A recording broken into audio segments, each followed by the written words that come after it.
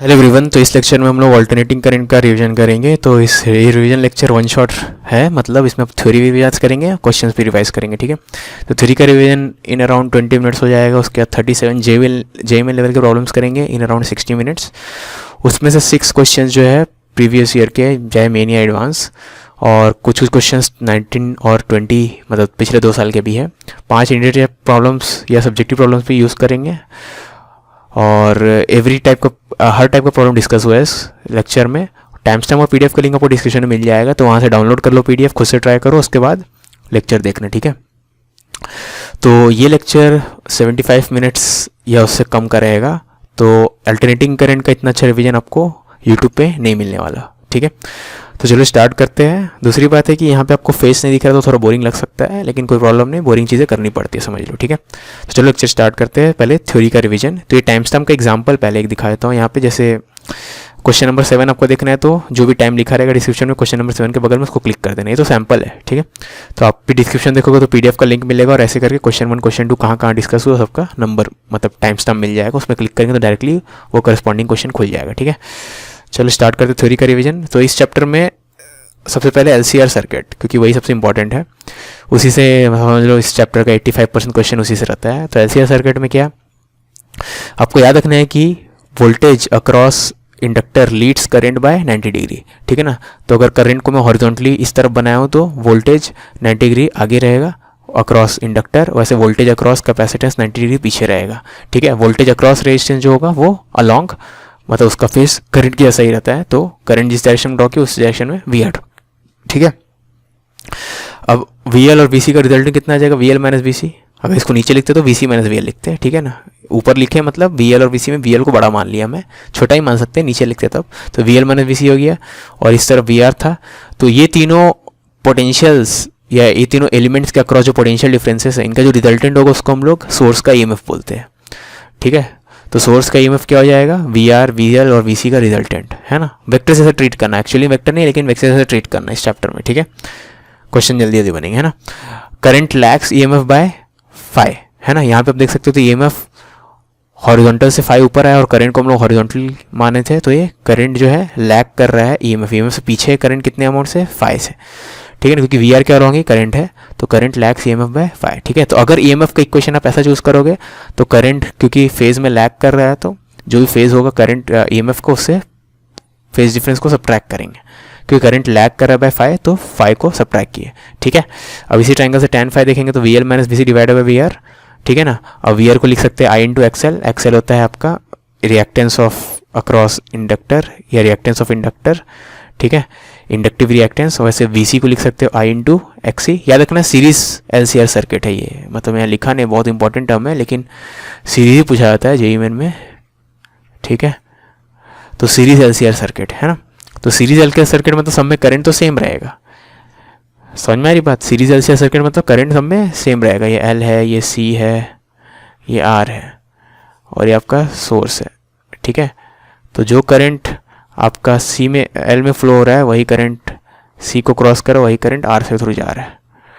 ठीक है ना, तो इसलिए करंट को पहले ड्रॉ किए और फिर वी एल, वी और वी सी को, क्योंकि करंट में सब में सेम में रहने वाला है। ठीक है ना, तो करंट सब में फेज में ही है। ठीक है, इसमें जो करंट होगा वही इसमें है, तो मतलब तीनों का करंट फेज में यानी सेमी करंट है ना। ओके, tan फाई इतना आ गया। ठीक है, वी एल को लिखेंगे आई इंटू एक्सएल, वी सी को लिखेंगे आई इंटू एक्सी, आर को आर ही रहने दो। ठीक है, ये मैं कुछ गलत किया हो ना, यहाँ वी आर होना चाहिए था। हाँ ठीक है ना, वी आर को लिखेंगे आई इंटू आर, तो ये ऐसा आ जाएगा है ना। समझ में आई बात। ठीक है, अब ऐसे भी में देखो तो उल्टा लिखा रहता है, लेकिन कुछ गलत नहीं, दोनों सही है। मैं जो बताया ये भी सही है, ये भी सही है। ठीक है ना, तो ये मेथड इसलिए बताया क्योंकि अधिकतर कोचिंग वाले बुक्स में ऐसा फॉलो करते हैं, इसलिए मैं ऐसा ड्रॉ किया हूँ। ठीक है ना, इसमें भी वही चीज़ है। इसमें क्या करते हैं हम लोग, tan फाई को उल्टा ले लेते हैं। यहाँ पे जो भी लिया गया उल्टा लिया, मतलब वो लोग वी सी को बड़ा मान लिए एस सी बार में। ठीक है, तो वी सी बड़ा है मतलब V C minus V L हो जाएगा यहाँ पे, V C minus V L bar मतलब X C minus XL bar. ठीक है ना, तो आपका फिर करंट हो जाएगा लीड करेगा ईएमएफ को बाय फाई, तो इतना आ जाएगा। ठीक है, अब देख लो यहाँ से फाई उल्टा हो गया, tan फाई जो भी यहाँ पे तो यहाँ पे उसका अपोजिट है, तो यहाँ पे माइनस फाई को प्लस फाई में कर दिया, एक्जैक्टली सेम चीज़ है। ठीक है ना, चलो आगे बढ़ते हैं। अगर एक्स सी एक्सएल से बड़ा होगा तो उसको बोलते हैं सर्किट कैसा बिहेव करा, कैपेसिटिव सर्किट जैसा बिहेव करेगा।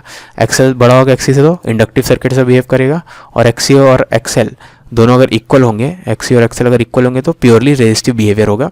जब एक्सी इक्वल टू एक्सएल हो तो उसको रेजोनेंस बोलते हैं, और रेजोनेंस में जो फ्रीक्वेंसी रिक्वायर्ड होता है सोर्स का वो square root of L C का इन्वर्स होता है, ठीक है। अब रेजोनेंट एंगुलर फ्रीक्वेंसी इतना है, रेजोनेंट फ्रीक्वेंसी ओमेगा बाय 2 पाई, तो ओमेगा का वैल्यू इतना, उसको पुट कर देंगे, ठीक है ना। रेजोनेंस के बारे में आगे और डिस्कस करेंगे। फेज फैक्टर कॉस फाई को बोलते हैं। कॉस फाई दिख सकता है आपको यहाँ से, जैसे ये एक्सी है, ये एक्सएल है, ये आर है, तो एक्सी माइनस एक्सएल, अगर एक्सी को बड़ा मान लें, किसी को भी बड़ा मान लो, मैं एक्सी को बड़ा मान रहा तो ऐसा आ गया, ठीक है ना। तो जेड और आर के बीच का एंगल ये है, इसी को, इसका कॉस को हम लोग पावर फैक्टर बोलते हैं। तो पावर फैक्टर आप देख सकते हो, कॉस ऑफ फाई क्या हो जाएगा, आर बाय जेड, ठीक है। जेड को हम लोग इम्पीडेंस बोलते हैं, एक सेंस में इफेक्टिव रेजिस्टेंस है सर्किट का, ठीक है। तो जेड का वैल्यू क्या होता है, जेड का वैल्यू यहाँ पे ट्रायंगल से निकाल सकते हो, Z square is equal to this square plus this square, यानी इतना आ जाएगा, ठीक है। Root mean square of current ऐसे होता है, किसी भी चीज़ का रूट मीन स्क्वायर को ऐसे डिफाइन करेंगे, square root of average value of square, ठीक है। तो root mean square of voltage हो जाएगा वी स्क्वायर का एवरेज वैल्यू, उसका स्क्वायर रूट, ठीक है। इसको एवरेज वैल्यू बोलते हैं, ठीक है ना। इसके ऊपर क्वेश्चन बहुत सारे करेंगे तब बहुत समझ में आएगा। ट्रांसफार्मर में क्या होता है, या तो वोल्टेज बढ़ाने के लिए यूज़ करते हैं या घटाने के लिए यूज़ करते हैं। जब बढ़ाने के लिए यूज़ करते हैं उसको स्टेप अप ट्रांसफार्मर बोलते हैं, जब घटाने के लिए यूज़ करते हैं उसको स्टेप डाउन ट्रांसफार्मर यूज़ करते हैं। क्यों बढ़ाते क्यों घटाते हैं, वो पावर लॉस के लिए, मतलब अगर आप कोई पावर स्टेशन से किसी टाउन में पावर सप्लाई कर रहे हो तो आपका वायर्स में हीटिंग के कारण बहुत ज़्यादा पावर लॉस हो जाता है, तो उस लॉस का वैल्यू होता है आई स्क्वायर आर। तो आप चाहोगे कि आई कम रहे, तब आई स्क्वायर आर का वैल्यू कम हो जाएगा, ठीक है ना। तो आई कम करने के लिए क्या करेंगे हम लोग, यहाँ पे जो जहाँ पे स्टेशन है, ये पावर हाउस है, वहाँ पे क्या करेंगे हम लोग, वोल्टेज बढ़ा देंगे तो करंट घट जाएगा, ठीक है ना। जितना पावर का भी सप्लाई करना है हम लोग, तो फॉर ए गिवन पावर अगर वोल्टेज बढ़ा देंगे तो करंट घट जाएगा, है ना। तो कोई गिवन का पावर अगर हमें सप्लाई करना है तो वोल्टेज बढ़ा देंगे, करंट घट जाएगा, करंट घट जाएगा तो लॉस घट जाएगा वाइल ट्रांसमिशन, ठीक है ना। और फिर यहाँ पे क्या करेंगे, यहाँ पे ज़्यादा वोल्टेज बढ़ा दिया तो यहाँ पे वोल्टेज क्या कर देंगे, घटा देंगे टू यूज़। जैसे घर में आपका 220 वोल्ट आता है, लेकिन जिस वायर से आपके घर में आ रहा है, बड़ा बड़ा मोटा मोटा वायर जो हम लोग देखते रहते हैं खेत के ऊपर लगे रहता है, वो सब वायर में तो बहुत सारा, मतलब शायद मेरे को एग्जैक्ट वैल्यू नहीं पता, लेकिन 1000 किलो वो, मतलब 1000 किलो वोल्ट, 10,000 किलो वोल्ट उस ऑर्डर का रहता है, ठीक है। मेरे को एग्जैक्टली वैल्यू नहीं पता, लेकिन घर में 220 यूज़ करते हैं वो मेरे को पता है, ठीक है।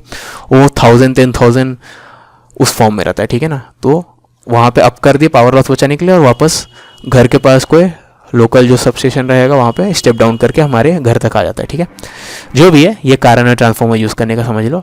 तो वहाँ पे क्या होगा, प्राइमरी का voltage divided by number of turns in primary coil is equal to secondary का voltage divided by number of turns in secondary coil. Ideal transformer में प्राइमरी वाला पावर और सेकेंडरी वाला पावर दोनों इक्वल होगा, ठीक है ना। यानी input power equal to output power, ठीक है। तो इनपुट पावर हो जाएगा आपका V P into I P, output power हो जाएगा वी एस इंटू आई एस। तो यहाँ से रेशियो इतना आ जाएगा, तो यानी I P into N P is equal to I S into N S, ठीक है। अब रेजोनेंस का शार्पनेस यहाँ पे डिस्कस कर लेते हैं। तो रेजोनेंस में हमें पता है करंट मैक्सिमम रहेगा, क्योंकि आपका जेड मिनिमम है, जेड तो आर के बराबर हो जाता है ना रेजोनेंस में, तो जेड का मिनिमम वैल्यू आर के बराबर है, और रेजोनेंस की तरफ होता है, रेजोनेंस के समय होता है, ठीक है ना। तो उस समय आपका करंट क्या होता है, मैक्सिमम हो जाता है, क्योंकि आपका जेड मिनिमम है ना। तो आपको दो अलग अलग पीक्स दिखाया गया है, एक पीक में आर का वैल्यू कम, एक पीक में आर का वैल्यू ज़्यादा है। तो कौन सा पीक क्या है वो समझने के लिए एक क्वांटिटी डिफाइन की, उसको शार्पनेस ऑफ रेजोनेंस बोलते हैं, ठीक है ना। जो वाला कर्व जितना पतला होगा उसको उतना शार्प बोलते हैं, ठीक है ना। तो शार्पनेस ऑफ रेजोनेंस को अगर कैलकुलेट करेंगे तो omega naught L by R आएगा, इसको हम लोग क्वालिटी फैक्टर क्यू बोलते हैं, ठीक है। अब क्योंकि यहाँ पे ब्लू वाला कर्व ज़्यादा शार्प है कंपेयर टू ग्रे वाला कर्व, तो ब्लू वाले का शार्पनेस ज़्यादा है, यानी ब्लू वाले का आर कम होगा। अगर दोनों का एल सेम है तो ब्लू वाले का आर क्या होगा, कम होगा, ठीक है। तो आर ऑफ 1 जो कि ब्लू वाला is equal to is less than R of 2, ठीक है। तो आई होप आपको थ्योरी समझ में आया होगा। बाकी क्वेश्चंस के फॉर्म में और भी थ्योरी डिस्कस कर लेंगे। चलो क्वेश्चंस पे जंप करते हैं।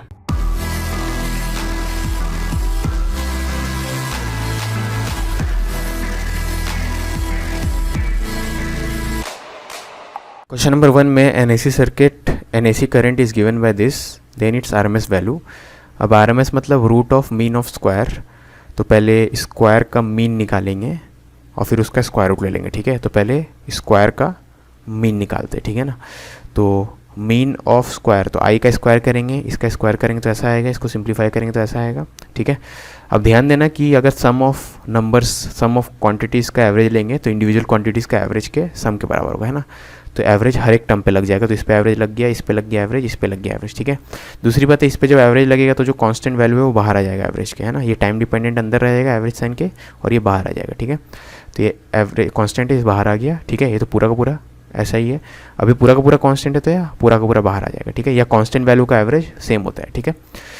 यहाँ पे साइन स्क्वायर का ग्राफ है, मतलब साइन स्क्वायर का एवरेज लेना है, और साइन स्क्वायर का एवरेज ओवर 1 साइकिल क्या होता है, हाफ होता है, ठीक है।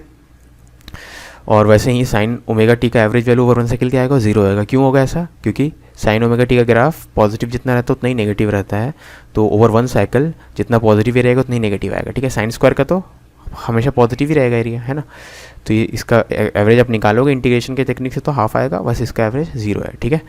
तो इसको पुट करेंगे तो इतना आएगा, है ना। तो आई स्क्वायर का एवरेज वैल्यू इतना आ गया, अब उसका स्क्वायर रूट लेना है, तो ये जो भी वैल्यू आया था आपके पास उसका स्क्वायर रूट लेंगे तो क्या आ जाएगा, ऑप्शन ए, ठीक है। क्वेश्चन नंबर 2 में I1, I2, I3, I4 are respective RMS values of the time varying currents as shown in the 4 cases, तो आइडेंटिफाई द करेक्ट स्टेटमेंट। तो इस ग्राफ के लिए IRMS का वैल्यू I1 है, इसके लिए I2 है, इसके लिए I3, इसके I4 है, तो इन चारों वैल्यूज़ को कंपेयर करना है, ठीक है। तो IRMS मतलब क्या, पहले आई स्क्वायर का एवरेज निकालेंगे और फिर बाद में उसका स्क्वायर रूट ले लेंगे, ठीक है ना। तो आई स्क्वायर का एवरेज मतलब क्या, ओवर 1 साइकिल एवरेज निकालना है, ठीक है। तो 0 से लेके ओवर 1 साइकिल मतलब टाइम पीरियड तक, 0 से लेके टाइम पीरियड तक। अब एवरेज वैल्यू ऑफ कोई भी चीज़ डिफाइंड होता है ऐसा, ठीक है, उसका एरिया निकालेंगे फ्रॉम 0 टू t, है ना, और डिवाइड बाय टाइम करेंगे, ठीक है ना। तो एरिया अंडर आई स्क्वायर वर्सेस टी ग्राफ इन 1 साइकिल यानी 1 time period divide by time period, ठीक है, ये डेफिनेशन है ना। अब यहाँ पे ध्यान देना, अज्यूमिंग कि ये साइन ग्राफ है तो इसका स्क्वायर करेंगे तो ऐसा कुछ दिखेगा, या जो भी, अगर आपको ये समझ में नहीं आया तो साइन ग्राफ है का आरएमएस वैल्यू क्या होता है, साइन ग्राफ का आरएमएस वैल्यू होता है आई नॉट डिवाइड बाय √2, जो मैक्सिमम वैल्यू डिवाइड बाय √2 है ना। वैसे ये भी साइन का ग्राफ है, मतलब एग्जैक्टली साइन नहीं, मॉड ऑफ साइन का ग्राफ है, क्योंकि खाली पॉजिटिव पार्ट है, तो इसका भी एवरेज वैल्यू वही आएगा, ठीक है, क्योंकि आपका इसका स्क्वायर का ग्राफ और इसका स्क्वायर का ग्राफ सेम आएगा तो एवरेज वैल्यू भी सेम आएगा, तो इसका भी एवरेज वैल्यू क्या हो जाएगा, मैक्सिमम वैल्यू डिवाइडेड बाय √2, ठीक है। तो इन दोनों के लिए आरएमएस वैल्यू इक्वल रहेंगे और वो क्या हो जाएगा, maximum value divided bye √2, which is इतना, है ना। अगर आपको कन्फ्यूजन लग रहा है कि दोनों इक्वल क्यों है, तो इसका स्क्वायर का ग्राफ बना, इसका स्क्वायर का ग्राफ जैसे दिखेगा इसका भी स्क्वायर का ग्राफ वैसा ही दिखेगा, ठीक है। तो यानी एरिया इंडर द ग्राफ सेम आने वाला है, एरिया सेम आने वाला है, तो हर चीज़ सेम आने वाला है, ठीक है। ओके ना, आगे बढ़े अगर, तो यहाँ पे इसका ये कांस्टेंट मैग्नीट्यूड वाला ग्राफ है, पहले प्लस आई नोट था फिर माइनस आई नोट है, ठीक है ना।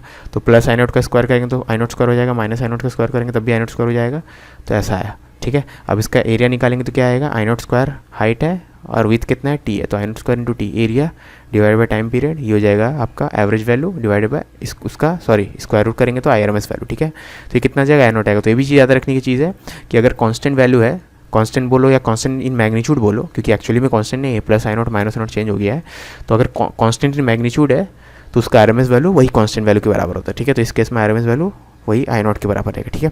ये वाला इंटरेस्टिंग केस है, इसमें थोड़ा मेहनत करना पड़ेगा। तो यहाँ पे सबसे पहले आप ध्यान देना कि इसका स्क्वायर का ग्राफ बनाएंगे तो ऐसा आएगा कुछ, ठीक है, और वैसे इस पार्ट का स्क्वायर करेंगे तो फिर से ऐसा ही आएगा, है ना। तो ये दोनों आइडेंटिकल रहेगा, थोड़ा ख़राब बन गया, ठीक है। तो हम लोग क्या करेंगे, यहाँ से यहाँ तक का एरिया निकालेंगे, उसको डबल कर देंगे क्योंकि सेम आने वाला एरिया, ठीक है। अगर आपको मेहनत करना है और तो 0 से t तक कर दो, कोई प्रॉब्लम नहीं, ठीक है। तो मैं 0 से लेकर t/2 तक का एरिया निकालूंगा, उसको डबल करूँगा, तो डबल ऑफ 0 से t/2 तक का एरिया, ठीक है ना। तो एरिया निकालने के लिए पहले I as a function of t पता होना चाहिए। I as a function of t कैसे पता चलेगा, I as a function of t इस ग्राफ से पता चलेगा, ठीक है ना। तो I as a function of t इस ग्राफ से कैसे पता चलेगा, ओरिजिन से पास हो रहा है मतलब इंटरसेप्ट 0 है, तो y = mx के फॉर्म में होगा, y एक्सिस में i है, x एक्सिस में t है, तो y = स्लोप इंटू टाइम, ठीक है।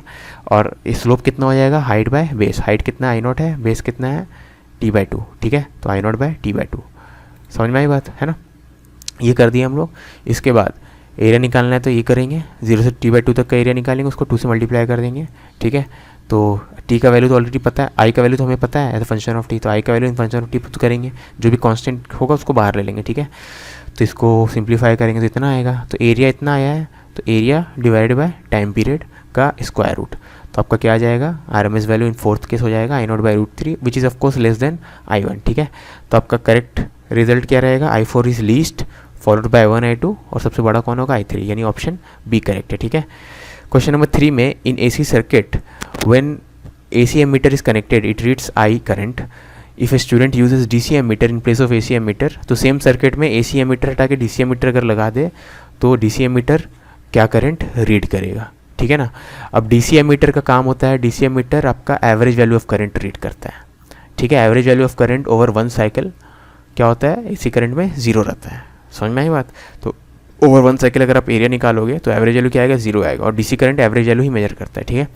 AC current on the other hand RMS value major करता है, ठीक है। तो आरएमएस वैल्यू आपका 0 नहीं रहेगा, क्योंकि आरएमएस में तो स्क्वायर हो जाता है ना, तो 0 नहीं रहेगा। नेगेटिव वाले पार्ट का भी कंट्रीब्यूशन पॉजिटिव में ही आता है, ठीक है। तो एसी करंट वाला तो आपको बोल दिया तो 0 रीड नहीं कर रहा है, लेकिन डीसी करंट क्या करेगा, 0 रीड करेगा, यानी ऑप्शन डी होना चाहिए, ठीक है। DC ammeter, sorry, the effective value of current I is this, sorry, effective value of current I equal to this is, तो आई का value as a function of time दिया हुआ है, उसका इफेक्टिव वैल्यू में तो आरएमएस वैल्यू पूछा है, ठीक है। तो इसको अगर सिंप्लीफाई करें तो ये A sine, sorry, sine angle A plus angle B, sine A plus B के फॉर्म में, तो sine A cos B plus cos A sine B के फॉर्म में तोड़ते हैं इसको, सिंप्लीफाई करेंगे तो ऐसा आएगा, ठीक है। इसको फर्दर सिंप्लीफाई करेंगे तो ऐसा आएगा, साइन वाले टर्म को एक तरफ ले ली, कॉस वाले टर्म को एक तरफ ले ली, ठीक है ना। अब इसको आप ऑफकोर्स इससे कंपेयर कर सकते हो, A sine omega T plus B cos omega T, क्यों, क्योंकि यहाँ पे जो वैल्यू है यहाँ भी वही वैल्यू है, ठीक है ना। तो ये ऐसा फॉर्म कहाँ पे आता था, एसएचएम में आता था, ठीक है। और इसको हमें पता है कि ये चीज़ को हम लोग साइन के फॉर्म में लिख सकते हैं। अल्टीमेटली क्या करना होगा, यहाँ पे जो कांस्टेंट वैल्यू डालना होगा, क्या डालना होगा, स्क्वायर रूट ऑफ साइन का कोफिशिएंट जो यहाँ पे ए और यहाँ पे कॉस का जो कोफिशिएंट है बी, उसका स्क्वायर का सम करके स्क्वायर रूट ले लेंगे, ठीक है। मैथ्स में ही पढ़े होंगे आप, है ना। और फिर लिख देंगे यहाँ पे sine omega T plus phi निकालने की जरूरत नहीं है, फाई एक कॉन्स्टेंट है, ठीक है। अब अल्टीमेटली हमें पता चल गया कि ये पूरा चीज़ क्या था, एक साइनोसॉइडल फंक्शन है अल्टीमेटली, ठीक है। तो ये अल्टीमेटली एक साइनोसॉइडल फंक्शन है जिसका एम्पलीट्यूड इतना है ना। अब आरएमएस वैल्यू किसी साइनोसॉइडल फंक्शन का आरएमएस वैल्यू कैसे निकालते हैं, maximum value of the function divided by root 2, तो इसका मैक्सिमम वैल्यू कितना है, यही तो है, यही तो इसका एम्पलीट्यूड है, तो दिस डिवाइडेड बाय रूट 2। ए और बी का वैल्यू को पता है, ये ए है ये बी है, पुट कर देंगे तो आंसर क्या आ जाएगा, डी, ठीक है। क्वेश्चन नंबर 5 जेईई 2020 का है, LCR circuit behaves like damped harmonic oscillator, comparing it with a physical spring mass damped oscillator having damping constant b, the current equivalence would be, ठीक है। तो damped harmonic oscillator में net force आपका क्या हो जाएगा, इतना हो जाएगा, ठीक है। स्प्रिंग के कारण इतना, मान लो स्प्रिंग मास सिस्टम है, और डैम्पिंग फोर्स इतना, damping force opposite to velocity होता है इसलिए माइनस वी लिखे, ठीक है ना, ठीक है। स्प्रिंग फोर्स तो डिस्प्लेसमेंट के अपोजिट रहेगा ही, तो ऐसा हो गया, ठीक है। तो आपका एफ को लिख सकते हैं मास इंटू एक्सेलरेशन, एक्सेलरेशन क्या होता है, d2x बाई dt2, और इसको एज इट इज लिख दिया, इसको एज इट इज लिख दिया, ऑफकोर्स इक्वल टू कुछ तरफ लेता है, तो ऐसा कुछ दिख रहा है, ठीक है। अब सेम चीज़ अगर आप उसके लिए लिखो, सेम चीज़ मतलब क्या, सपोज एक LCR सर्किट ड्रॉ किया जिसमें कोई सोर्स नहीं लगा हुआ है, ठीक है ना, LCR सर्किट है ना, मान लो करंट इस तरफ फ्लो हो रहा है, तो अगर यहाँ से यहाँ जाएंगे, सॉरी चलो इसमें क्रॉस करते, तो यहाँ पॉजिटिव से नेगेटिव जाएंगे तो आपका वोल्टेज घटेगा, कितने अमाउंट से घटेगा, Q/C, ठीक है। तो माइनस Q/C क्योंकि डिक्रीज़ हो रहा है। फिर L को क्रॉस करेंगे, तो L को जब भी क्रॉस करते हैं करंट के सेंस में जब भी L को क्रॉस करते हैं तो कितना का चेंज आता है पोटेंशियल में, -L dI/dt, ठीक है।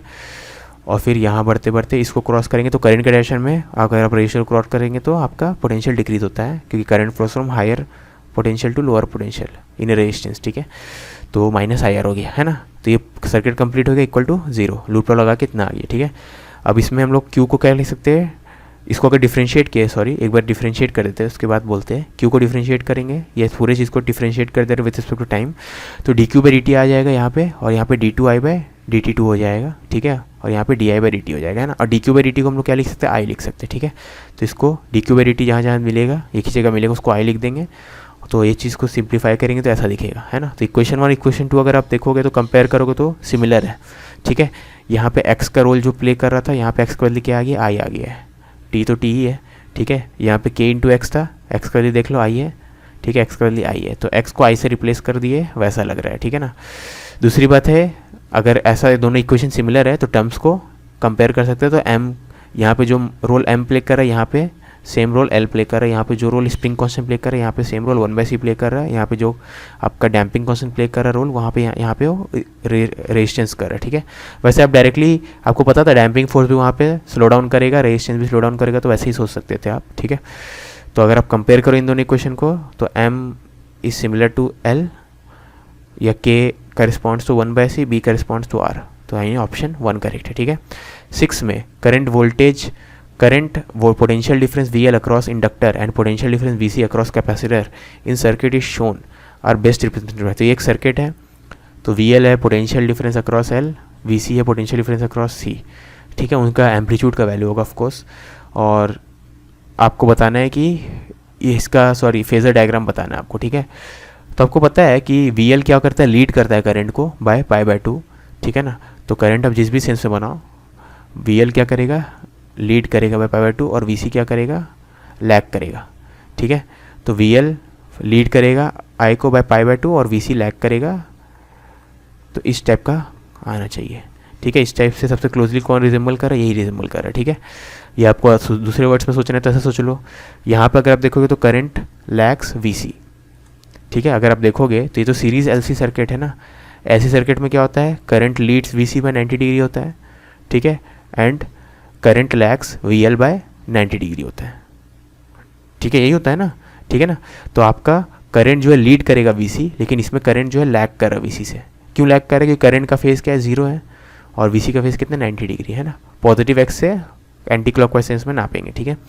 वैसे यहाँ पे भी करंट का फेज़ 0 है और वी सी का फेज़ +90, तो वी सी फिर से लीड कर रहा है क्योंकि इसका फेज़ आगे है। यहाँ पे भी वी सी लीड कर रहा है, ठीक है, वी सी का फेज़ ज़्यादा है करंट के फेज़ से, है ना। वी सी देखो करंट से, ये करंट 180 डिग्री घुमा है, वी सी 270 घुमा हुआ है, ठीक है। यहाँ एक और ऑप्शन है जहाँ पे वी सी जो है लैग कर रहा है करंट से, तो यही होना चाहिए, और मैं बता भी दिया ये क्यों होगा, ठीक है ना। ठीक है, इसी को कैसा भी रोटेट कर दो, ऐसा रोटेट करेंगे तो ऐसा आएगा, ठीक है, क्योंकि कॉन्स्टेंटली रोटेट रहता है, लेकिन एंगल रिलेटिव ये जो एंगल आने वाला है ये 90 डिग्री रहेगा, रोटेट होते रहता है, ठीक है। कुछ देर बाद ये चीज़ ऐसा हो जाएगा रोटेट होकर, है ना, एंड सो ऑन।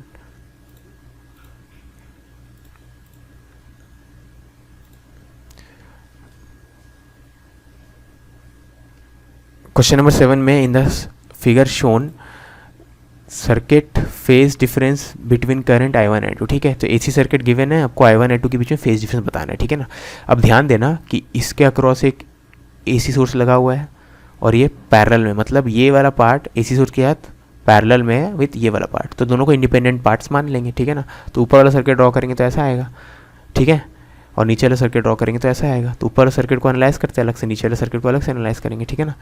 तो ऊपर वाले सर्किट में ही तो I1 करंट है ना, तो ये क्या है, प्योरली कैपेसिटिव सर्किट है। प्योरली कैपेसिटिव सर्किट है मतलब क्या है, आपका करंट जो है लीड करेगा पोटेंशियल अक्रॉस या वीसी को लीड करेगा करंट, ठीक है ना। तो यहाँ पे करंट को I1 से नोट करें तो I1 लीड करेगा वीसी को, ठीक है, समझ में आई बात। और याद रखना कि यहाँ पे प्योरली कैपेसिटिव सर्किट है तो इसके अक्रॉस जो पोटेंशियल डिफरेंस होगा सोर्स के बराबर होगा, तो VC is nothing but EMF of source, ठीक है, VC is nothing but EMF of source, ठीक है। तो ये ऐसा आ गया है ना। तो I1 leads EMF by pi by 2, ठीक है। वैसे नीचे वाला में देखेंगे तो नीचे वाला ऐसा LR सर्किट है, LR सर्किट में क्या होता है, VL लीड करता है करंट को, ठीक है, बाय पाई बाय 2, है ना। तो VL करंट को लीड करेगा बाय पाई बाय 2, ठीक है ना।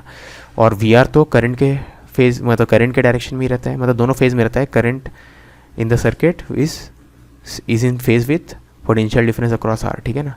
तो VR को ऐसे इस करंट के फेज में के अलॉन्ग ही ड्रॉ कर दिए, करंट के अलॉन्ग ही ड्रॉ कर दिए, और VL को 90 डिग्री ज़्यादा पे ड्रॉ किया, ठीक है।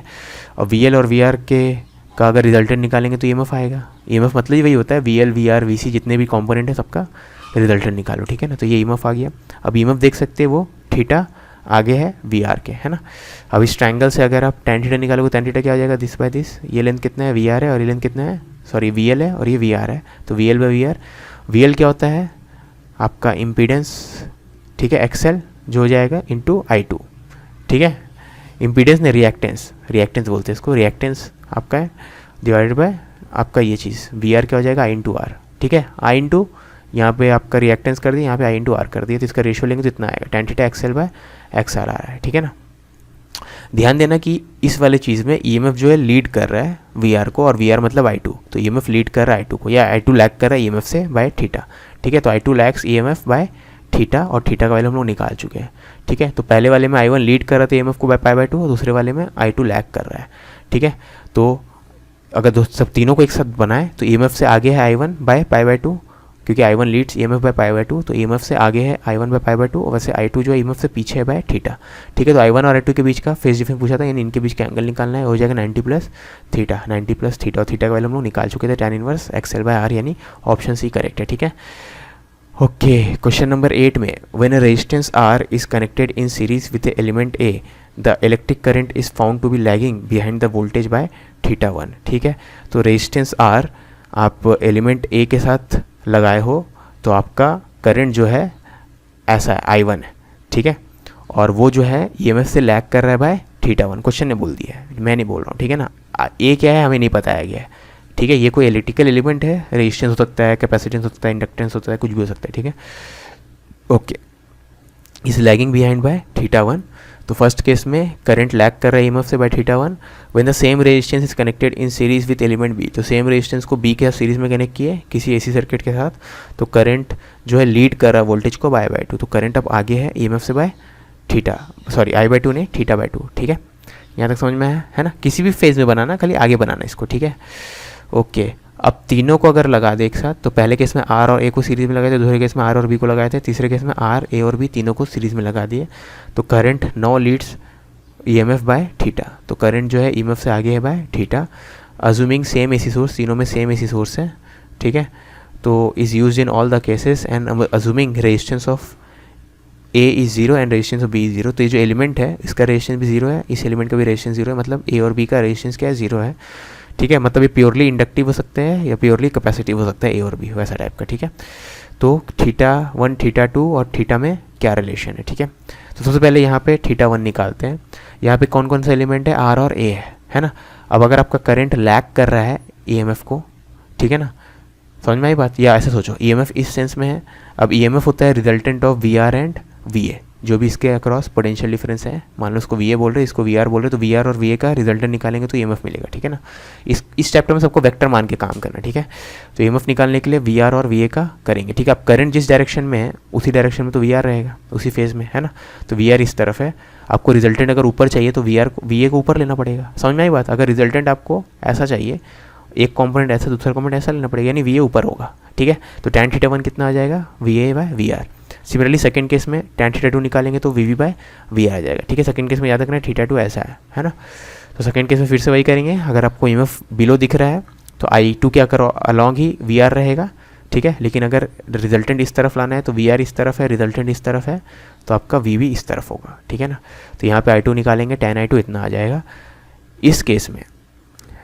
ठीक है ना, करंट जो है ईएमएफ से लीड कर रहा है बाय थीटा। ठीक है ना, अब करंट के डायरेक्शन में वी आर रहेगा, है ना। आप पहले पता कर चुके थे कि करंट से आपका जो भी करंट का डायरेक्शन है उससे वी ए लीड करता है बाय 90 डिग्री और वी वी जो है लैग करता है बाय 90 डिग्री। हम लोग देख चुके थे ना, यहाँ पे करंट है, करंट से लीड कर रहा है वी ए बाय 90 डिग्री, और यहाँ पे यही करंट है।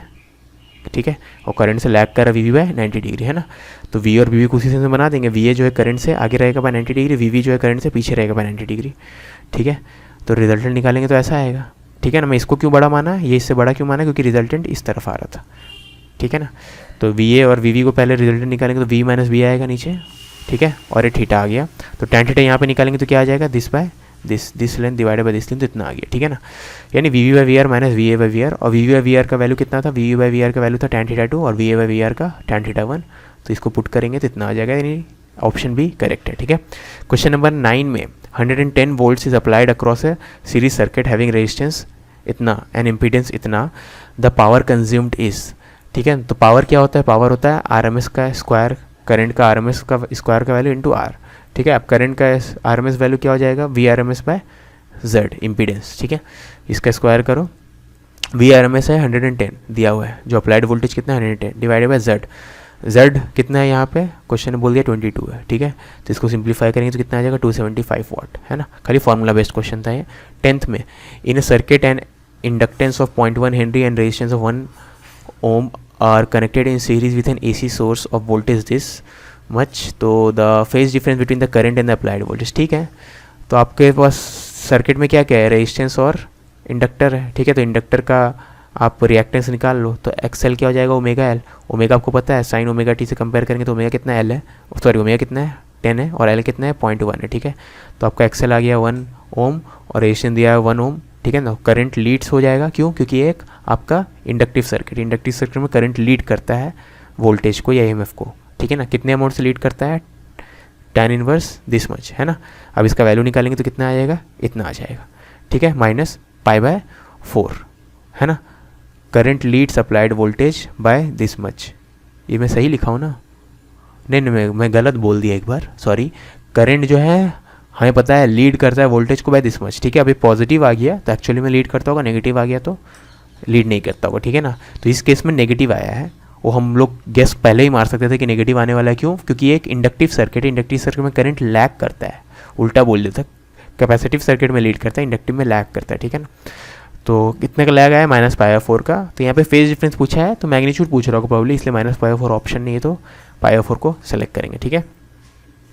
क्वेश्चन नंबर 11 में a circuit has 3 elements, a resistance of 11, a coil of inductive reactance 120 and capacitive reactance, ठीक है। आर दिया हुआ है, एक्सएल दिया हुआ है, एक्ससी दिया हुआ है, in series connected to an AC source का आपका आरएमएस वैल्यू दिया हुआ है, कुछ बोला नहीं आता मतलब आरएमएस वैल्यू है, और उसका फ्रीक्वेंसी दिया हुआ है। Which of the 3 elements have minimum potential difference, ठीक है। अब सीरीज कनेक्शन में है मतलब सब में सेम करंट रहेगा, यानी current through all elements is same, ठीक है ना। तो अगर potential difference across every element का रेशियो लें तो पोटेंशियल डिफरेंस अक्रॉस आर क्या होता है, आई इंटू आर, सी के अक्रॉस क्या हो जाएगा, आई इंटू एक्सी, और एल के अक्रॉस क्या हो जाएगा, आई इंटू एक्सएल। ऑफकोर्स ये सब जब हम लोग पोटेंशियल डिफरेंस का बात कर रहे हैं तो जो पीक वैल्यूज़ है उनको कंपेयर कर रहे होंगे, ठीक है ना, क्योंकि हर टाइम पे तो चेंज होते रह रहा होगा ना, याद रखना पीक वैल्यूज़ को कंपेयर कर रहे हैं, ठीक है, एम्पलीट्यूड्स को कंपेयर कर रहे हैं ना। तो रेजिस्टेंस के अक्रॉस जो पोटेंशियल डिफरेंस का एम्पलीट्यूड है वो वी आर है, वैसे सी के अक्रॉस जो पोटेंशियल डिफरेंस का एम्पलीट्यूड है वो वी सी है, एल के अक्रॉस जो इतना है, ठीक है।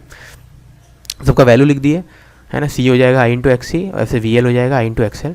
तो आई तो कैंसिल हो जाएगा क्योंकि सब में सेम करंट है, तो आर एक्स सी और एक्स एल का जो रेशियो आएगा वही आपका वोल्टेज का रेशियो होगा। तो इन सब में सबसे छोटा कौन है, आर छोटा है, तो वी आर सबसे छोटा होगा, ठीक है। सॉरी, क्वेश्चन नंबर 12 में, ये जेईई में 2020 का क्वेश्चन है। एलसी सर्किट में एल का वैल्यू दिया हुआ है, सी का वैल्यू दिया है, वोल्टेज अप्लाइड इतना है, तो करंट इन द सर्किट क्या होगा। बहुत ही सिंपल क्वेश्चन है। तो आपको क्या करना होगा, पहले एक्सी निकालना होगा, एक्सी निकाल लिया, 1/ओमेगा सी, ओमेगा कैसे हो जाएगा, वी साइन ओमेगा टी से ओमेगा मिल जाएगा, ठीक है। वैल्यूज पुट किया इतना आ गया, वैसे एक्सएल निकालेंगे ओमेगा एल करके इतना आ गया, जेड निकालेंगे, जेड क्या होता है आपका एक्सी माइनस एक्सएल, यहाँ पे क्योंकि आर नहीं है कहीं भी, ठीक है ना, तो जेड हो जाएगा सिंपली आपका एक्सी माइनस एक्सएल, ठीक है। तो इसको सिंप्लीफाई करेंगे, इतना आ गया। अब करंट का वैल्यू एसी सर्किट में क्या होता है, maximum value of current into sine omega T plus जो भी फेस का वैल्यू आएगा, ठीक है ना। अब खाली एक्सी और एक्सएल है, और क्योंकि एक्सी बड़ा एक्सएल से तो इसको हम लोग बोल सकते हैं कैपेसिटिव सर्किट है, और कैपेसिटिव सर्किट में करंट क्या होगा, लीड करेगा ईएमएफ को बाय 90 डिग्री, ठीक है ना। आर तो कहीं भी नहीं है ना, तो या तो प्लस 90 आना था फेस का फ़र्क, या तो माइनस 90 आना था, तो प्लस 90 क्यों ले लिया, क्योंकि कैपेसिटिव रिएक्टेंस ज़्यादा है ना। तो ये π/2 ले लिया, इसका जो फेस था उसमें π/2 ऐड कर दिया करंट निकालते वक्त, ठीक है।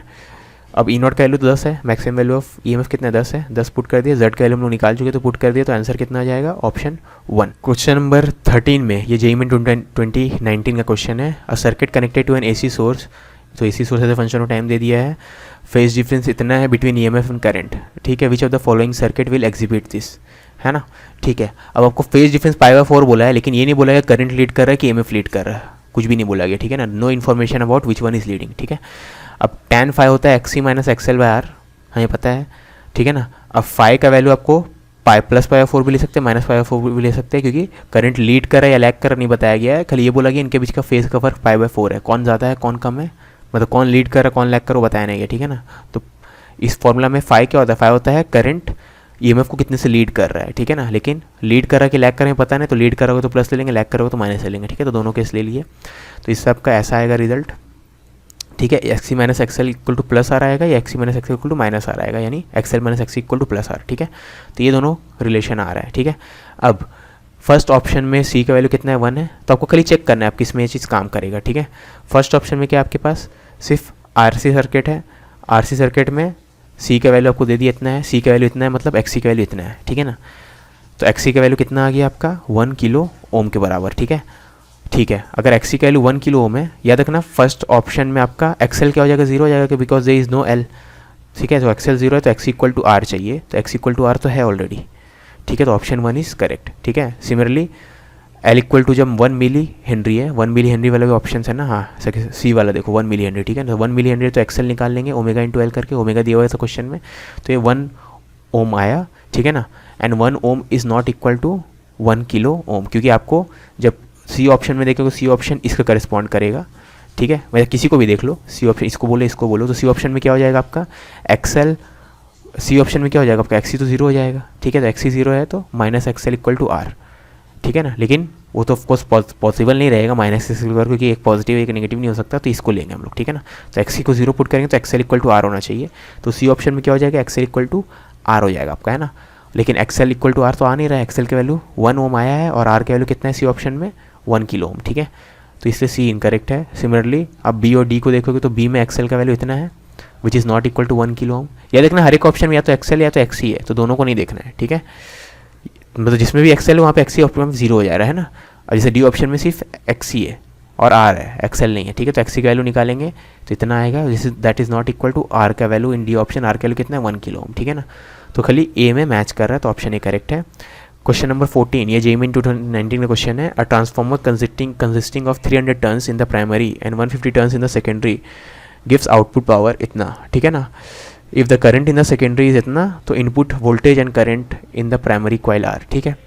तो आपको पता है कि N1 I1 equal to N2 I2 होता है। N1 का वैल्यू 300 दिया हुआ है, I1 का वैल्यू आपको नहीं पता, प्राइमरी सर्किट में करंट नहीं पता है ना। प्राइमरी कॉइल को मैं 1 बोल रहा हूँ, ठीक है, सेकेंडरी को 2 से डिनोट कर रहा हूँ। सेकेंडरी कॉइल में नंबर ऑफ टर्न्स कितना है 150 है, और सेकेंडरी कॉइल में करंट बोल दिया है 10 है। तो पुट कर देंगे तो I1 का वैल्यू 5 आ जाएगा। तो करंट 5 किससे मैच कर रहा है, ए से मैच कर रहा है। इसको निकालने की ज़रूरत भी नहीं है, इसी से कन्फर्म हो गया, ठीक है। ए 15 में AC source of voltage V and frequency 50 are connected in an inductor of 2 Henry and negligible resistance. A current of RMS value I flows in the circuit. तो पोटेंशियल दे दिया था AC सोर्स का, मतलब पीक वोल्टेज नहीं, कुछ नहीं बोला गया, मतलब RMS वैल्यू, और फ्रीक्वेंसी दे दिया है, L का वैल्यू दे दिया है, नेग्लिजिबल रेजिस्टेंस, ठीक है। तो सर्किट सिंपली L वाला है ना, सर्किट में सिर्फ L है, ठीक है। तो करंट इतना है। अगर फ्रीक्वेंसी को हम लोग 400 हर्ट्स कर दे, ठीक है, बाकी सब चीज़ कांस्टेंट है, तो करंट कितना होगा, ठीक है। तो सबसे पहले याद रखना, इस सर्किट में नहीं आर है नहीं सी है, तो खाली एक्सएल निकालना है हमें, क्योंकि एक्सएल ही आपका रेजिस्टेंस सेक्शन से प्रोवाइड करेगा। तो एक्सएल क्या हो जाएगा, ओमेगा इंटू एल। ओमेगा का वैल्यू क्या होता है 2 पाई फ्रीक्वेंसी, ठीक है ना। तो पहले केस का एक्सएल, दूसरे केस का एक्सएल का अगर रेशियो ले, तो पहले केस का एक्सएल हो जाएगा 2 पाई एफ एल, दूसरे केस का 2 पाई, दूसरे केस में एफ कितना है 400 है इंटू एल, ठीक है। बाकी सब तो सेम है, तो एल एल कैंसिल हो गया, तो 1/8 आया, ठीक है। तो XL dash is equal to 8 times XL, है ना। अब अगर इम्पीडेंस इस फॉर्म का आया है, तो मतलब एक्सएल इस फॉर्म का है, मतलब इम्पीडेंस भी इस फॉर्म का आएगा, ठीक है, क्योंकि इम्पीडेंस एक्सएल के बराबर रहेगा, क्योंकि सर्किट में नहीं एक्सी नहीं आ रहा है, यानी इम्पीडेंस इतना है। इम्पीडेंस एक्सएल में तो ओवरऑल रेजिस्टेंस होता है, तो ओवरऑल रेजिस्टेंस अगर 8 टाइम्स हो गया, तो करंट क्या हो जाएगा 1/8 टाइम्स हो जाएगा, ठीक है ना। तो जिस समय आपका इम्पीडेंस जेड था, उस समय करंट आई था, तो अभी इम्पीडेंस नया इम्पीडेंस क्या हो गया 8 टाइम्स जेड हो गया, तो करंट 1/8 टाइम्स हो जाएगा, ठीक है। तो करंट 1/8 टाइम्स हो गया, मतलब ऑप्शन डी है ना। क्वेश्चन बन चुका है, लेकिन तब भी अगर आपको लैग कर रहा है कि नहीं वो पता करना है, तो प्योरली इंडक्टिव सर्किट तो करंट लैग कर रहा होगा, तो ये वाला पार्ट भी कंफर्म कर सकते हो, ठीक है। क्वेश्चन नंबर 16 में, a bulb and a capacitor are connected in series to a source of alternating current if its frequency is increased. अब बल्ब मतलब क्या है, बल्ब में तो रेजिस्टेंस रहेगा ही, ठीक है। तो एक बल्ब और कैपेसिटर को हम लोग कनेक्ट कर दिए है, तो ये आरसी सर्किट हो गया। बल्ब एक रेजिस्टेंस से बिहेव करेगा और कैपेसिटेंस तो है ही, तो आरसी सर्किट है, ठीक है ना। तो हम लोग क्या किया, अगर फ्रीक्वेंसी को इंक्रीज़ करेंगे keeping the voltage of the source constant, तो क्या होगा, ठीक है। तो फ्रीक्वेंसी इंक्रीज़ करेंगे तो देखते हैं कि रेजिस्टेंस में ओवरऑल जो रेजिस्टेंस होता है जेड, जिसको बोलते हैं एक सेंस में, वो क्या होगा। तो ओवरऑल रेजिस्टेंस जो होगा जेड वो जाएगा square root of XC square plus R square. XC कितना है 1/ओमेगा सी होता है, ठीक है। अब आप क्वेश्चन ने बोल दिया फ्रीक्वेंसी को हम लोग इंक्रीज़ करें, फ्रीक्वेंसी इंक्रीज़ करें मतलब एंगुलर फ्रीक्वेंसी भी इंक्रीज़ होगा, एंगुलर फ्रीक्वेंसी इंक्रीज़ होगा मतलब ओमेगा इंक्रीज़ होगा, ओमेगा इंक्रीज़ होगा। इस टर्म में सब चीज़ कांस्टेंट है ओमेगा के अलावा, तो ओमेगा अगर इंक्रीज़ होगा तो ये टर्म डिक्रीज़ होगा, ये टर्म डिक्रीज़ होगा तो ये टर्म भी डिक्रीज़ होगा, ये टर्म डिक्रीज़ होगा तो आपका जेड डिक्रीज़ होगा, जेड डिक्रीज़ होगा तो आई इंक्रीज़ होगा, ठीक है। तो अल्टीमेटली हम लोग ये बोल सकते हैं कि फ्रीक्वेंसी बढ़ाने से करंट बढ़ रहा है, ठीक है। तो power consumed by the bulb क्या होता है, आई स्क्वायर आर होता है, और करंट बढ़ रहा है, आर कांस्टेंट है तो आई स्क्वायर आर बढ़ जाएगा, यानी मोर ब्राइटली लिट हो जाएगा है। तो ऑप्शन ए करेक्ट है, ठीक है। 17 में alternating EMF of angular frequency omega is applied across a inductance, ठीक है। इंस्टेंटेनियस पावर डेवलप्ड, ठीक है। इंस्टेंटेनियस पावर बोला है, एवरेज पावर अक्रॉस इंडक्टर और अक्रॉस कैपेसिटर 0 होता है, इंस्टेंटेनियस पावर 0 नहीं होता, ठीक है ना। तो इंस्टेंटेनियस पावर निकालते हैं पहले। पावर क्या होता है किसी भी चीज़ के लिए V इंटू आई। वी क्या हो जाएगा याद रखना आपका, यहाँ पे एल को सिंपली एल जो है उसको आप सोर्स से कनेक्ट किए हो, ठीक है ना। तो एल को अगर सोर्स से कनेक्ट कर दिया तो इसके अक्रॉस ईएमएफ कितना हो जाएगा, सोर्स के बराबर ही हो जाएगा, ठीक है ना। अब सोर्स के बराबर हो जाएगा मतलब इतना V0 साइन ओमेगा टी या E0 साइन ओमेगा टी, ठीक है। V0 साइन ओमेगा टी या E0 साइन ओमेगा जो भी है, V का वैल्यू इतना हो गया, इसके अक्रॉस किसी भी टाइम पे पोटेंशियल डिफरेंस इतना हो गया इनटू करंट। करंट क्या होगा अब, क्योंकि ये प्योरली इंडक्टिव सर्किट है तो करंट लैग करेगा ईएमएफ बाय π/2, ठीक है ना। तो ईएमएफ का फेज अगर ओमेगा टी तो करंट का फेज ओमेगा टी माइनस π/2 रहेगा, ठीक है ना। तो करंट का अगर पीक वैल्यू I0 है तो current as a function of time इतना लिखेंगे, ठीक है। अब इसको सिंप्लीफाई करेंगे इतना आएगा, ये साइन थीटा है इंटू कॉस थीटा है, ऊपर नीचे 2 से मल्टीप्लाई करेंगे 2 sin थीटा कॉस थीटा आ गया, इसको sin 2 थीटा लिख सकते हैं। तो आपका पावर ऐसा आया, ठीक है। यानी ये कितना है, इसमें अगर देख सकते हो आप तो फ्रीक्वेंसी कितना आ जाएगा 2 ओमेगा एंगुलर फ्रीक्वेंसी, ठीक है। तो आपसे वही पूछा था एंगुलर फ्रीक्वेंसी कितना है, तो 2 ओमेगा हो जाएगा, यानी ऑप्शन डी, ठीक है। Power factor of LR circuit 0.6 दिया हुआ है और CR सीरीज सर्किट का पावर फैक्टर 0.5 दिया हुआ है, ठीक है। तो LR सर्किट का पावर फैक्टर, ठीक है, 0.6 दिया हुआ है, यानी cos फाई का वैल्यू 0.6 है। फाई 1 बोल रहा हूँ क्योंकि फर्स्ट सर्किट है तो फन 1 डाल दिया। cos फाई इतना है तो tan फाई इतना हो गया। tan फाई क्या होगा, tan फाई हो जाएगा आपका P/B, तो ये B/H है, H 1 है तो P निकल जाएगा 0.8, तो इससे आपका tan फाई आ जाएगा इतना, ठीक है। अब tan फाई क्या होता है, XL/R1, क्योंकि LR सर्किट में आपका कुछ ऐसा डायग्राम रहता है, ठीक है। ये R है, ये XL है, तो ये फाई 1 हो गया, है ना। तो ये कितना हो जाएगा, XL/R, tan of this angle XL/R, ठीक है ना। वैसे सेकंड केस में आपका CR सर्किट है, उसका पावर फैक्टर 0.5 दिया हुआ है, मतलब cos फाई 2 इज़ 0.5, यानी tan फाई 2 निकाल लोगे तो इतना आएगा। सिमिलरली जैसे फर्स्ट केस में किए थे, सेकंड केस में भी आप देखोगे तो ये XC है, ये R है, तो XC और XR का रिजल्टेंट ऐसा आएगा, तो ये आपका फाई 2 है, ठीक है। तो tan फाई 2 इतना आ गया, ठीक है। तो tan फाई 1 इतना है, tan फाई 2 इतना है। अगर इन दोनों इक्वेशन का रेशियो ले तो इतना आएगा, ठीक है। समझ में आई बात। अब आपको बोला गया है कि XC और XL क्या इक्वल है। थर्ड केस में कैसे पता, मतलब सॉरी कैसे पता हमें इक्वल है, क्योंकि थर्ड केस में जब LR और इस CR सर्किट को हम लोग सीरीज़ में ज्वाइन कर दिए तो इसका पावर फैक्टर क्या हो गया, 1 हो गया। पावर फैक्टर 1 हो गया मतलब क्या है, आपका cos फाई 1 हो गया। cos फाई 1 है मतलब फाई 0 है, फाई 0 मतलब आपका XC और XL क्या है, इक्वल है, ठीक है। क्योंकि आपको याद हो तो R ऐसा होता है, XC ऐसा होता है, XL ऐसा होता है, ठीक है। तो XC और XL अगर इक्वल है तो ये वाला एक दूसरे को कैंसिल कर देगा वेक्टर, तो पूरा का पूरा सिर्फ इस तरफ आ जाएगा, ठीक है, रिजल्टेंट, है ना। तो फेस आपका पावर फैक्टर 1 है, मतलब XC इक्वल टू XL हो गया, ठीक है ना। ओके, अगर इन दोनों का रेशियो लेंगे तो ये वाला टर्म आएगा, और XC अगर XL के बराबर है तो ये कैंसिल हो जाएगा, तो ये R1 R2 आ जाएगा, R2 R1 आ जाएगा, ठीक है। तो इसको सिंप्लीफाई करेंगे तो इतना आएगा, तो R1/R2 का वैल्यू कितना आ जाएगा, इतना आ जाएगा, यानी ऑप्शन डी करेक्ट है, ठीक है। क्वेश्चन नंबर 19 में in the circuit as shown in figure if the value of RMS current is 2.2 the power factor of the box is. तो एक बॉक्स दिया हुआ है, इसका पावर फैक्टर बोला है, सिर्फ इस बॉक्स का पावर फैक्टर पूछा है, ठीक है। पूरे सर्किट करने ध्यान देना। तो आपको बोल दिया RMS वैल्यू कितना है, 2.2 है। RMS वैल्यू का रिलेशन VRMS के साथ कितना होता है, VRMS/Z होता है RMS वैल्यू, तो RMS का वैल्यू 2.2 है, VRMS दिया हुआ है 220 डिवाइडेड बाई Z, तो Z का वैल्यू मिल जाएगा 100, ठीक है। और जो कि आपका रेजिस्टेंस के बराबर है ना, तो Z अगर रेजिस्टेंस के बराबर आ गया मतलब आपका XC और XL दोनों इक्वल है, ठीक है। XL हम लोग निकाल सकते हैं, XC नहीं निकाल सकते क्योंकि C नहीं दिया हुआ, लेकिन XL निकाल सकते हैं क्योंकि हमें L दिया हुआ है और ओमेगा तो दिया हुआ है। तो XC और XL इक्वल है क्योंकि Z इक्वल टू R है, तो XC XL इक्वल है, XL का वैल्यू ओमेगा L, ओमेगा का वैल्यू आपका 100 पाए और L का वैल्यू 1/पाए, तो ये कितना हो जाएगा, 100 हो जाएगा, ठीक है ना। बॉक्स आप क्या बोलोगे, बॉक्स क्या एक RC है, RC सर्किट है ना एक सेंस में बॉक्स, ठीक है ना। तो ये RC है, ठीक है ना। तो बॉक्स इज RC, तो RC का पावर फैक्टर क्या हो जाएगा, पावर फैक्टर हमेशा याद रखना R डिवाइडेड बाय Z होता है, ठीक है। Power factor is always R/Z, ठीक है ना। तो बॉक्स का Z निकालेंगे बस, क्योंकि बॉक्स का आपको पावर फैक्टर पूछा है, तो बॉक्स का R डिवाइडेड बाय बॉक्स का Z, तो बॉक्स का R है और बॉक्स का Z क्या हो जाएगा, इस पूरी चीज़ का Z निकालना होगा, ठीक है ना। इस पूरी चीज़ का Z में R का कंट्रीब्यूशन तो आएगा और XC का कंट्रीब्यूशन आएगा, ठीक है। तो R² प्लस XC², क्योंकि हमें पता है XC और R के बीच में 90 का फर्क रहता है, और XC और XL दोनों इक्वल थे। XC का वैल्यू हम लोग निकाल चुके थे 100 है, तो उसको पुट कर देंगे तो कितना जाएगा 1/√2, यानी ऑप्शन ए करेक्ट है, ठीक है ना। फिर से ध्यान देना, पूरे सर्किट का पावर फैक्टर नहीं पूछा था, सिर्फ बॉक्स का पूछा था, ठीक है। ओके, तो क्वेश्चन नंबर 20 में power factor of the circuit is 1/√2, तो capacitance of the circuit is equal to, अगर पावर फैक्टर आपको बोल दिया 1/√2 है तो यानी cos फाई 1/√2 यानी फाई क्या हो गया, 45 डिग्री हो गया, ठीक है।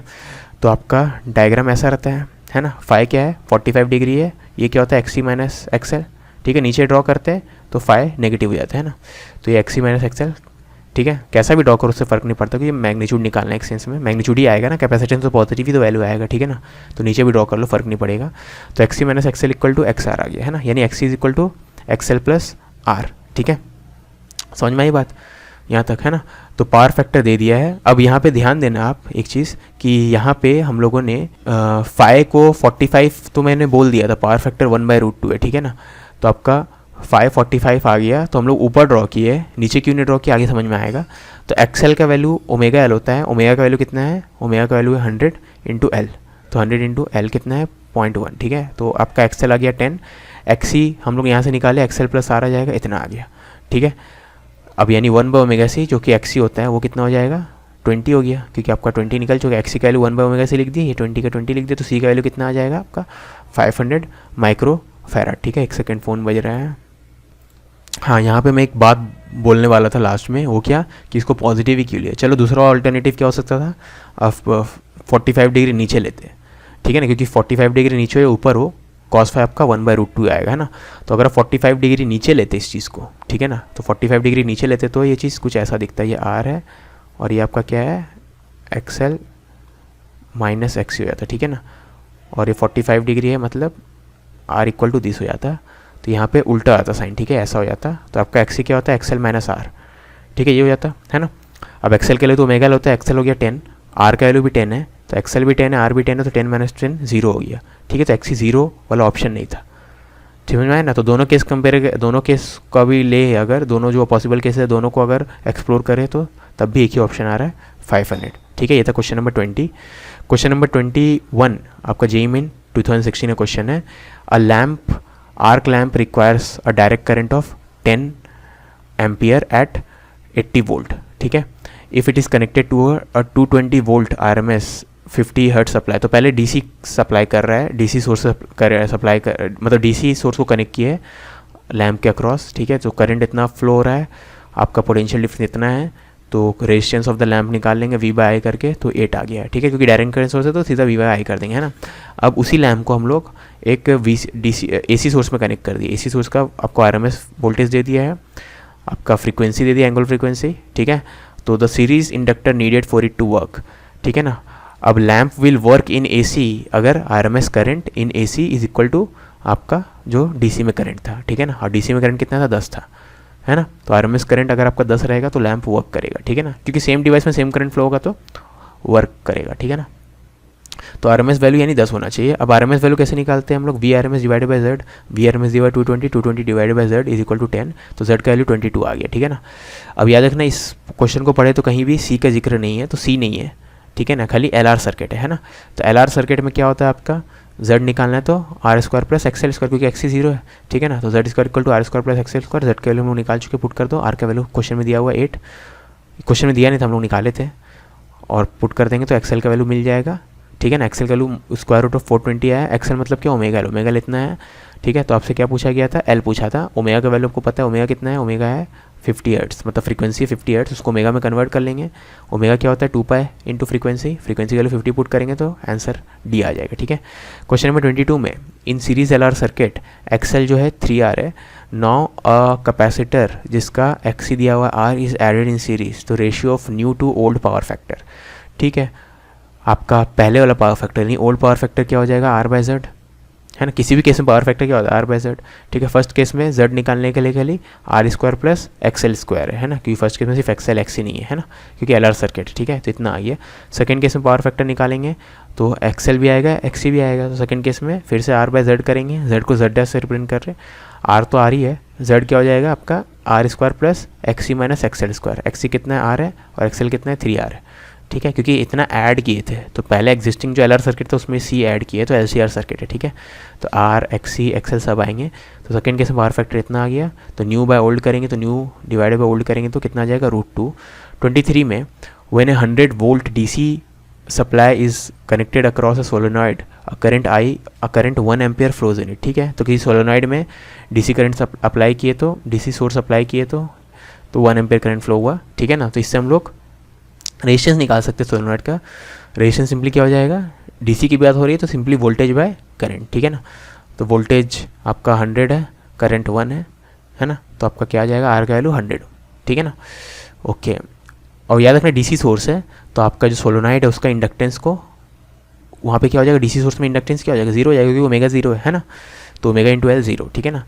व्हेन 100 वोल्ट AC, अब AC में कन्वर्ट कर दिए सोर्स पावर सप्लाई को, AC में कन्वर्ट कर दिए और सेम कॉइल के क्रॉस कनेक्ट किए तो करंट 0.5 हो गया, ठीक है। अब करंट अगर आधा हो गया तो रेजिस्टेंस एक सेंस में जो होगा डबल होगा, मतलब इंपीडेंस जो होगा सेकंड केस में वो डबल होगा और फर्स्ट केस, ठीक है ना।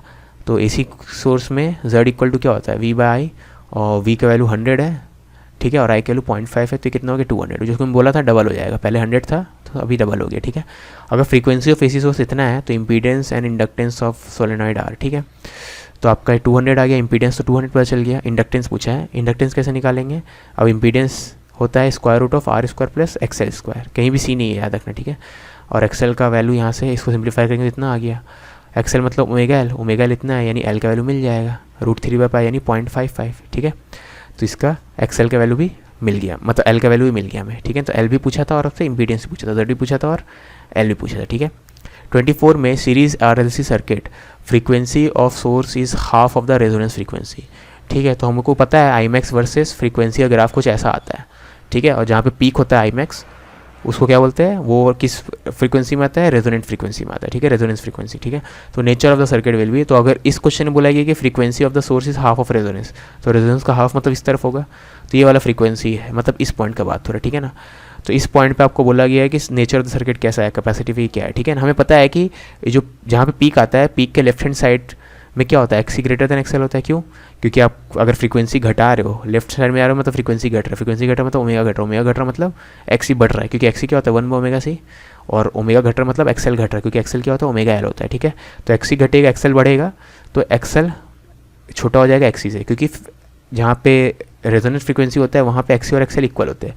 तो इससे लेफ्ट साइड में चल रहे हैं तो एक्सी बढ़ जा रहा है, ओमेगा घटेगा तो एक्सी बढ़ गया, और राइट साइड में चलेंगे तो एक्सएल बढ़ गया। ठीक है, तो यहाँ पे हम लोग लेफ्ट, ये वाला पॉइंट क्या है, left side of the peak में है, और left side of the peak में क्या होता है, एक्सी ग्रेटर देन एक्सएल मतलब कैपेसिटिव बिहेवियर रहेगा। ठीक है, क्वेश्चन नंबर 25 में LCR circuit is equivalent to a damped pendulum.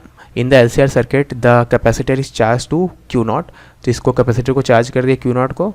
ठीक है, एंड कनेक्टेड टू LR, इसको कनेक्ट कर दिया इससे। ठीक है ना, if a student plots graphs of square of maximum charge on the capacitor with time for two different values of L1 and L2। ठीक है ना, अब याद रखना साइकिल्स रिपीट होते रहेगा, तो मतलब कैपेसिटर चार्ज होगा, अनचार्ज होगा, चार्ज होगा, अनचार्ज होगा, एंड सो ऑन, है ना, टू एंड फ्रो होते रहेगा। ठीक है, just like spring box system आगे पीछे होते रहेगा। ठीक है ना, तो वैसे ही हर साइकिल में इसका कुछ चार्ज का मैक्सिमम वैल्यू रहेगा, है ना, तो उस मैक्सिमम वैल्यू को प्लॉट करना है वर्सेस टाइम का इन टू डिफरेंट केसेस।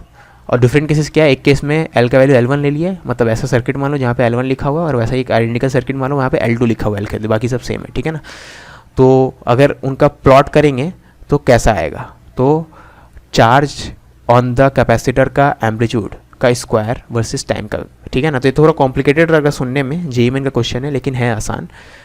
हम लोग खाली ये रियलाइज़ करना है कि higher value of L, option नीचे है, हायर वैल्यू ऑफ L, जितना ज़्यादा L का वैल्यू होगा उतना ज़्यादा इनिशियल अपोजिशन मिलेगा। ठीक है ना, क्योंकि ये चार्ज कैपेसिटर है और ये डिस्चार्ज होना चाहता है ना, लेकिन डिस्चार्ज होने के लिए करंट फ्लो करवाना होगा, और करंट फ्लो होगा मतलब इस L में जो करंट उसका चेंज होना होगा। पहले करंट क्या है, जीरो है, और अब करंट नॉन जीरो होगा। ठीक है ना, तो L क्या करेगा, अपोज करेगा, तो इनिशियली जो भी डिस्चार्ज का रेट होगा वो कम रहेगा अगर L का वैल्यू ज़्यादा हो तो, क्योंकि जितना ज़्यादा L उतना ज़्यादा opposition to change in current. Initially current zero है, ठीक है ना, तो L क्या चाहेगा, करंट जीरो ही रहे, और जितना बड़ा L उतना ज़्यादा उसका चाहत फुलफिल होगा। ठीक है ना, तो जितना बड़ा L रहेगा उतना ज़्यादा इनिशियल डीके रेट कम रहेगा, इनिशियल रेट ऑफ क्या बोलेंगे, डिस्चार्ज ऑफ कैपेसिटर कम रहेगा। ठीक है ना, तो higher the value of L greater is the initial opposition to current and slower is the decay of charge capacitor. ठीक है ना, अब अगर L2 ग्रेटर देन L1 है, मतलब initial rate of DK of charge, किस रेट से इससे चार्ज डीके हो रहा है, for L2 will be greater than that of L1। ठीक है ना, L2 का, क्योंकि L2 बड़ा है L1 से, तो L2 ज़्यादा अपोजिशन, ज़्यादा अपोज करेगा करंट को कंपेयर टू L1। तो इनिशियली अगर सोचा जाए तो इनिशियली ज़्यादा रेट ऑफ डीके L2 के केस में रहेगा और कम रेट ऑफ डीके L1 के केस में रहेगा। ठीक है, तो ये तो एलिमिनेट हो गया, ये भी एलिमिनेट हो गया, ये भी एलिमिनेट हो गया, ये भी एलिमिनेट हो गया, मतलब चारों नहीं हुआ, सॉरी। तो इसमें देखिए, अगर ऑप्शन 3 में देखेंगे तो L1 L2 ऐसे है। ठीक है ना, अब L2 में अगर आप स्लोप ड्रॉ करोगे, L2 का स्लोप ज़्यादा है मैग्नीट्यूड वाइज, और L1 का स्लोप कम है। ठीक है, तो ये ज़्यादा जल्दी डिक्रीज़ हो रहा है इनिशियल मोमेंट पे ड्रॉ करे स्लोप, है ना, तो इसमें L2 वाले केस में ज़्यादा जल्दी डिक्रीज़ हो रहा है, L1 वाले केस में कम जल्दी डिक्रीज़ हो, कम रेट से डिक्रीज़ हो रहा है। ठीक है ना, तो L2 में ज़्यादा है, L1 में कम है। ठीक है, तो L2 ग्रेटर देन L1 है, तो initial rate of DK of charge for L2 is greater than L1। ठीक है ना, तो ऑप्शन सी 3 करेक्ट है ना। इसमें क्या है, L1 का रेट ज़्यादा है, L2 का रेट कम है इनिशियली, जो कि हम लोग देख लिए गलत होगा। इसमें तो कांस्टेंट रेट है सेम, मतलब इसमें चार्ज ही कांस्टेंट रह गया, मतलब चार्ज डीके हुआ ही नहीं, तो गलत है। और इसमें हमें पता है, अब इक्वेशन लिखोगे तो लीनियर तो नहीं आएगा रेट ऑफ डीके, तो ये भी इनकरेक्ट है। ठीक है, यानी खाली ऑप्शन 3 बचा। ठीक है, एलिमिनेशन से बना दिए बिना मैथ्स में जाए हुए। 26 में peak voltage across the resistance can be greater than the peak voltage of the source in series LCR circuit. ठीक है, अब रेजिस्टेंस के अक्रॉस वोल्टेज कैसे निकालते हैं, V = IR। ठीक है ना, पीक निकालना है मतलब I का पीक वैल्यू लेंगे। I का पीक वैल्यू क्या होता है, EMF का peak value divided by Z। तो यानी इस रिलेशन से आप देख सकते हो V का peak value divided by EMF का पीक वैल्यू, यानी वोल्टेज अक्रॉस रेजिस्टेंस का peak value divided by source का जो EMF है या सप्लाई जो है उसका peak value equal to R by Z आया। अब हमें पता है कि R तो हमेशा, अगर क्वेश्चन में बोल दिया है, देखो स्टेटमेंट 1 में क्या बोला था, V peak is greater than E peak, है ना, सोर्स मतलब रेजिस्टेंस के अक्रॉस जो पोटेंशियल डिफरेंस है दैट इज उसका peak value is greater than जो आपका सोर्स का जो EMF का वैल्यू है, पीक वैल्यू, ठीक है। तो अगर ये इससे बड़ा है तो मतलब R Z से बड़ा हो जाएगा, R Z से बड़ा है, लेकिन वो तो इम्पॉसिबल है क्योंकि Z is always greater than equal to R। ऐसा क्यों होता है? क्योंकि Z स्क्वायर का वैल्यू ऐसा होता है। अब दो स्क्वायर को अगर आप सम कर रहे हो, मतलब दो पॉजिटिव नंबर को जोड़ रहे हो, ये भी एक पॉजिटिव नंबर है, या तो पॉजिटिव हो गया तो जीरो हो सकता है, ये भी एक पॉजिटिव नंबर है, तो ऑफकोर्स दो पॉजिटिव को जोड़ेंगे तो बड़ा ही होगा ना, तो Z क्या होगा, R से बड़ा ही रहेगा, ठीक है। मैं बोलना चाहता हूँ कि A square is equal to 1 square plus 2 square, तो A 1 से ही बड़ा रहेगा, A 2 से ही बड़ा रहेगा, ठीक है। तो आपका Z जो है बड़ा है इससे, है ना, यानी ऑप्शन D करेक्ट है। D क्यों? क्योंकि स्टेटमेंट 1 फॉल्स हो गया। रेजिस्टेंस के अक्रॉस जो पीक वोल्टेज है that can never be greater than peak voltage of the source, ठीक है।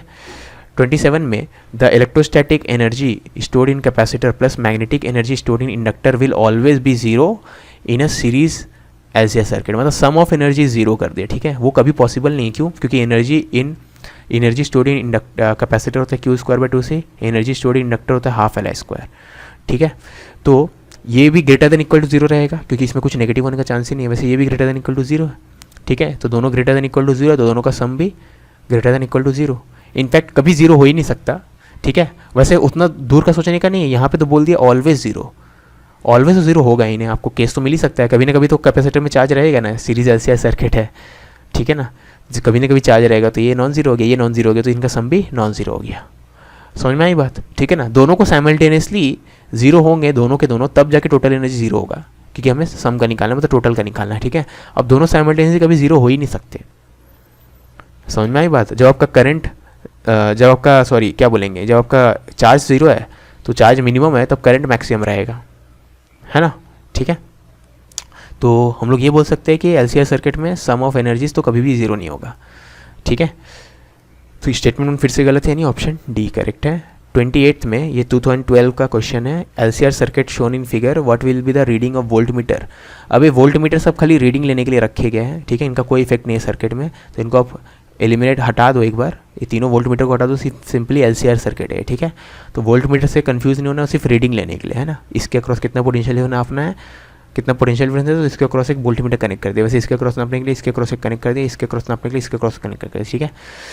तो अगर AC सोर्स का वैल्यू दे दिया है वोल्टेज का और फ्रीक्वेंसी दे दिया है, तो आपसे पूछा गया है reading of voltmeter connected across resistor and ammeter, ठीक है ना। तो रेजिस्टर के अक्रॉस जो वोल्ट मीटर है और एमीटर का रीडिंग, तो एमीटर का रीडिंग बताना मतलब करंट बताना सर्किट में, और VR का वैल्यू बताना, ठीक है। अब ध्यान देना आप, L के अक्रॉस पोटेंशियल डिफरेंस C के अक्रॉस पोटेंशियल डिफरेंस इक्वल है, ठीक है, यानी X इक्वल टू XL होगा, क्योंकि करंट तो सब में सेम दौड़ रहा है। अगर V दोनों का सेम है मतलब X इक्वल टू XL है, अगर X इक्वल टू XL है मतलब प्योरली रेजिस्टिव सर्किट है, ठीक है। तो X इक्वल टू XL हो गया मतलब आपका प्योरली रेजिस्टिव सर्किट ऐसा बिहेव करेगा, है ना। ये दोनों एक दूसरे के को कैंसिल कर देना, मान लो, तो Z का वैल्यू ऐसा निकालेंगे, R के बराबर ही हो जाएगा, क्योंकि ये दोनों तो एक दूसरे को कैंसिल किए एक सेंस में, ठीक है। अब करंट कैसे निकालेंगे, EMF बाय Z, EMF दिया हुआ था 220 और Z का वैल्यू आपको पता है R के बराबर, R का वैल्यू कितना 100 है, तो पुट किया तो 2.2 आया। अब 2.2 वाला ऑप्शन सिर्फ D में है, तो D करेक्ट हो गया, ठीक है ना। यहाँ पे वोल्टेज इसके अक्रॉस निकालने की ज़रूरत ही नहीं है, वैसे वो निकाल सकते थे, कुछ कैलकुलेशन का भी ज़रूरत नहीं पड़ता, क्योंकि ये दोनों के अक्रॉस पोटेंशियल डिफरेंस इक्वल है, ठीक है ना। V दोनों का इक्वल है, इसका मतलब क्या है, ये प्योरली कैपेसिटिव रेजिस्टिव सर्किट से बिहेव कर रहा है, यानी इन दोनों के अक्रॉस मतलब L और C के अक्रॉस कंबाइंड अगर देखेंगे तो पोटेंशियल ड्रॉप क्या होगा, जीरो होगा। तो जो सोर्स का ड्रॉप, सोर्स का जो पोटेंशियल है वो पूरा का पूरा किसके अक्रॉस दिखेगा, इसके अक्रॉस दिखेगा, ठीक है। तो इसके अक्रॉस 220 दिखने वाला है, तो 220 वाला ऑप्शन सिर्फ एक है, तो D को डायरेक्टली मार्क कर दो, उसके इसमें कोई कैलकुलेशन भी नहीं करना पड़ेगा, ठीक है।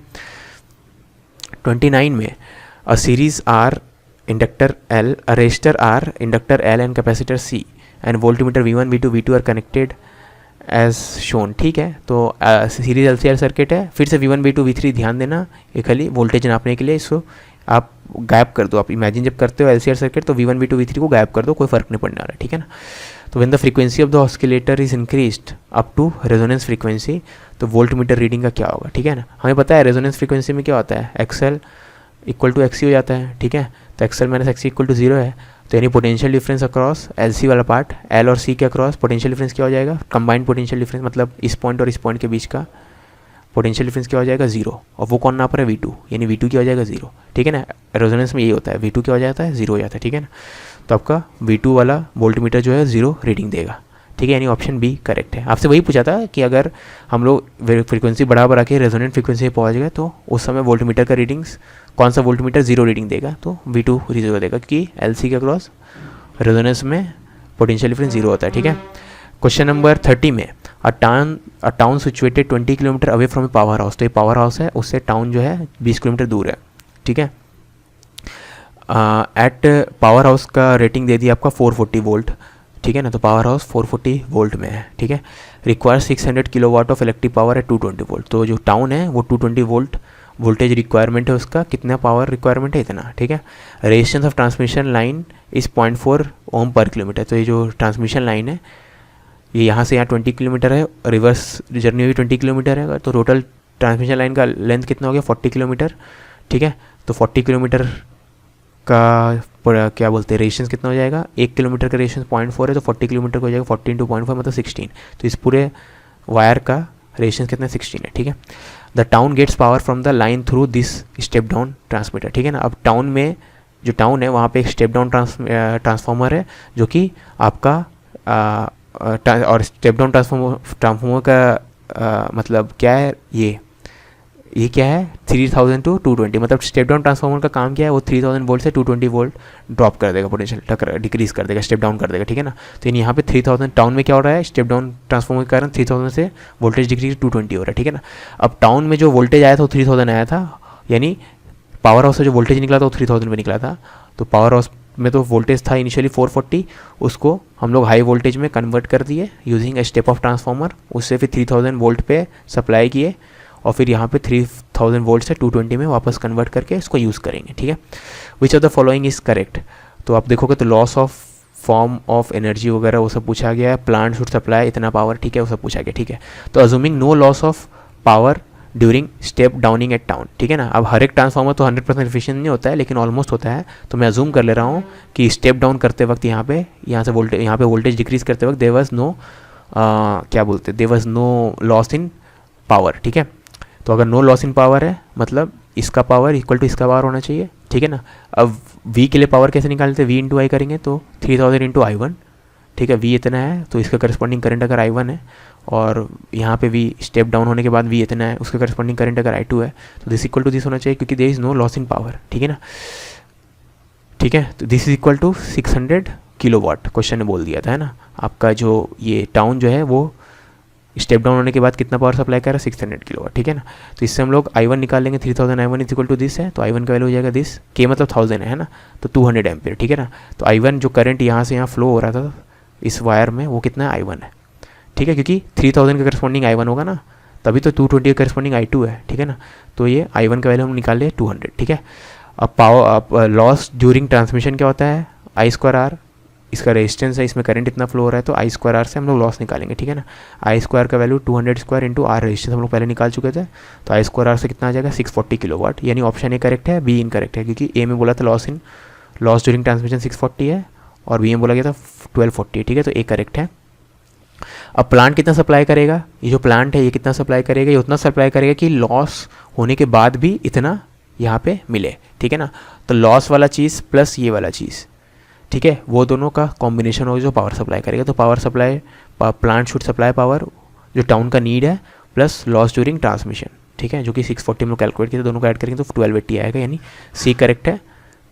इस क्वेश्चन में करेक्शन है क्योंकि टाउन का नीड कितना था 600 था, ठीक है, मैं यहाँ गलती से 640 लिख दिया था, टाउन का नीड 600 है ना, यहाँ पे 600 है, ठीक है। तो 600 + 640 करेंगे तो 1240 आएगा, यानी जो सी में दिया होता है प्रिंटिंग मिस्टेक नहीं है तो 1240 होना चाहिए, ठीक है।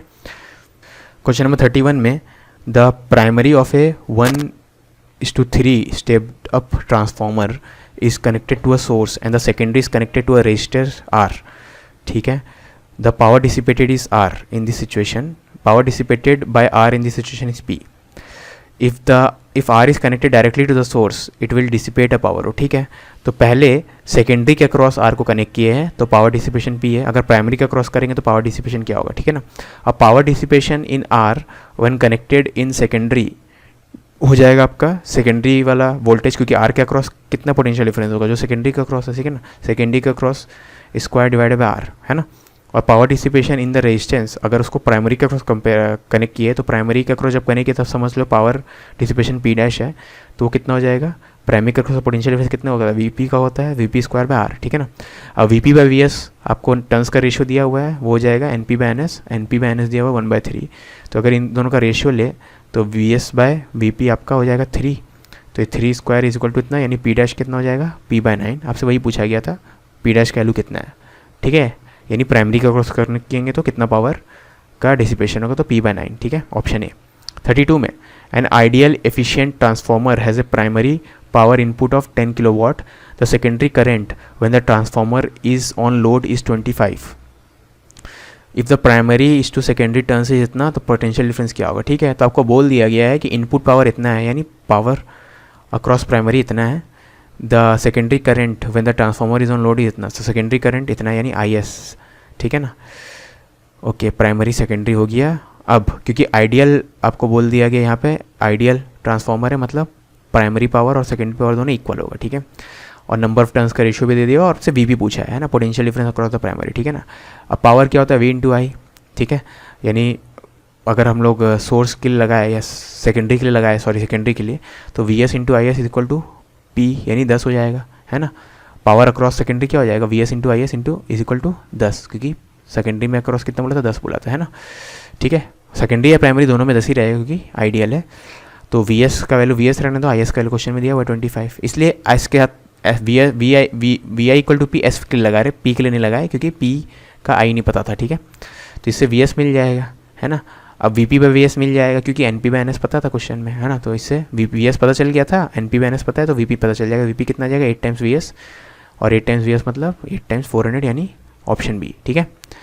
33 में a transformer is use to light a 140 watt 240 volt lamp from 240 volt AC mains, the current in the main cable is इतना, तो एफिशिएंसी ऑफ द ट्रांसफॉर्मर क्या होगा, ठीक है। तो पावर इन द प्राइमरी निकालेंगे, पावर इन द सेकेंडरी निकालेंगे, ratio लेंगे, उससे एफिशिएंसी मिलेगा, ठीक है, secondary output power divided by input power, है ना। तो प्राइमरी का पावर क्या हो जाएगा, प्राइमरी के across potential difference into current, तो VI लगा दिए प्राइमरी में, तो V दिया हुआ था आपको 240, है ना, AC मेंस का सप्लाई कितना है 240 है, तो V कितना हो गया, VP कितना हो गया 240, और करंट इन द प्राइमरी आपको दिया हुआ है 0.7, है ना, मेन केबल में इतना है, ठीक है, तो इसको पुट करें तो PP का वैल्यू इतना आ गया, पावर अक्रॉस प्राइमरी इतना आ गया, ठीक है ना। Power across secondary equal to power of the bulb हो जाएगा, और बल्ब का पावर कितना खपत है 140 वाटेज, है ना, तो पावर अक्रॉस सेकेंडरी 140 है, तो सेकेंडरी का क्रॉस 140 है, प्राइमरी का क्रॉस निकाल चुके हैं, दोनों का रेशियो लेंगे तो 5/6 आ जाएगा, ठीक है। ओके, क्वेश्चन नंबर 34 में inductor, capacitor, resistance are connected in series with an AC source, जिसका फंक्शन एज ए टाइम दिया हुआ है, instantaneous potential difference between A and B is equal to इतना, A और B के बीच का इंस्टेंटेनियस पोटेंशियल डिफरेंस इतना है, ठीक है, इस इतना कब है इतना potential difference, when it is half of the voltage output from the source at that instant, ठीक है। तो सोर्स से आउटपुट अगर जितना भी होगा, सपोज 10 है तो इसके क्रॉस कितने का है 5 का है, मान लो उस मोमेंट में, ठीक है। सोर्स से आउटपुट अगर 4 का है तो इसके क्रॉस कितने का है 2 का है, ठीक है।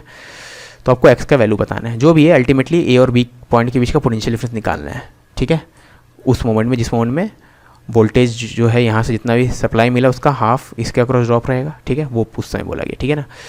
अब Z क्या होता है ऐसा निकालते हैं हम लोग, R का वैल्यू दिया हुआ क्वेश्चन में, XC और XL दिया हुआ तो Z मिल जाएगा इतना। करंट क्या होता है V0/Z, V0 कितना दिया हुआ है 10 दिया हुआ है, तो 10/Z into cos omega T, जो भी यहाँ पे V वाला फंक्शन उसको एज इट इज लिख दिया, लेकिन क्योंकि यहाँ पे XC ग्रेटर देन XL है तो कैपेसिटिव जैसा बिहेव करेगा, तो +5 -5 नहीं यूज़ किया, +5 यूज़ किया, ठीक है, समझ में आई बात, क्योंकि XC ग्रेटर देन XL है ना। और फाई का वैल्यू कैसे निकालेंगे, tan फाई क्या होता है XC - XL divided by R, और XC - XL इक्वल टू 6 हो जाएगा, 8 - 2 6/8 यानी 3/4, यानी फाई कितना हो गया 37 हो गया, ठीक है ना।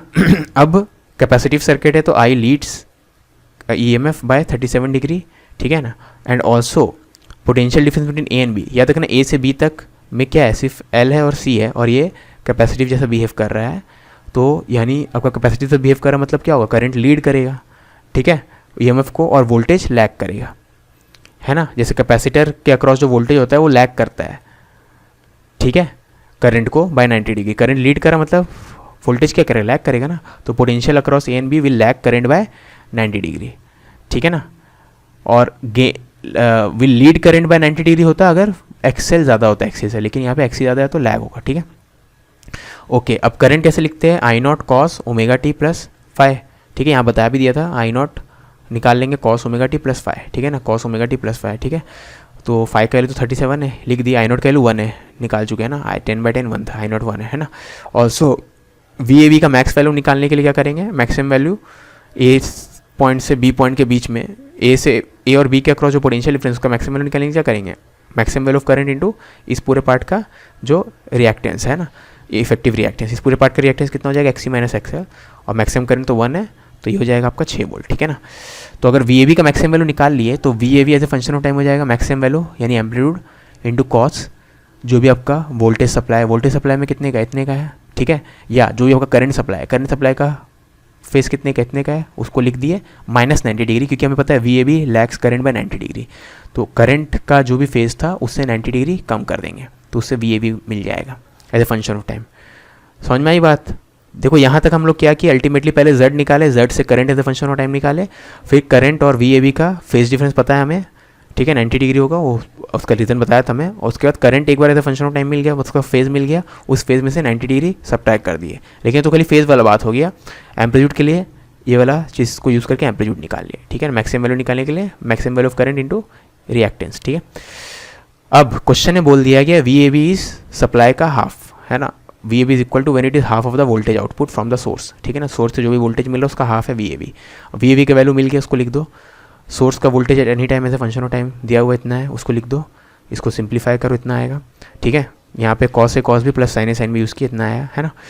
अब कॉस 100 पाई टी को मैं के बोल रहा हूँ, तो साइन 100 पाई टी क्या हो जाएगा, स्क्वायर रूट ऑफ 1 माइनस के स्क्वायर, ठीक है, जहाँ जहाँ कॉस 100 पाई टी है उसको के से रिप्लेस कर देंगे, और जहाँ जहाँ साइन 100 पाई टी उसको स्क्वायर रूट ऑफ इतना, कॉस 53 3/5 होता है, साइन 50 इतना होता है, इसको सिंप्लीफाई करे तो के वैल्यू इतना आ गया, ठीक है।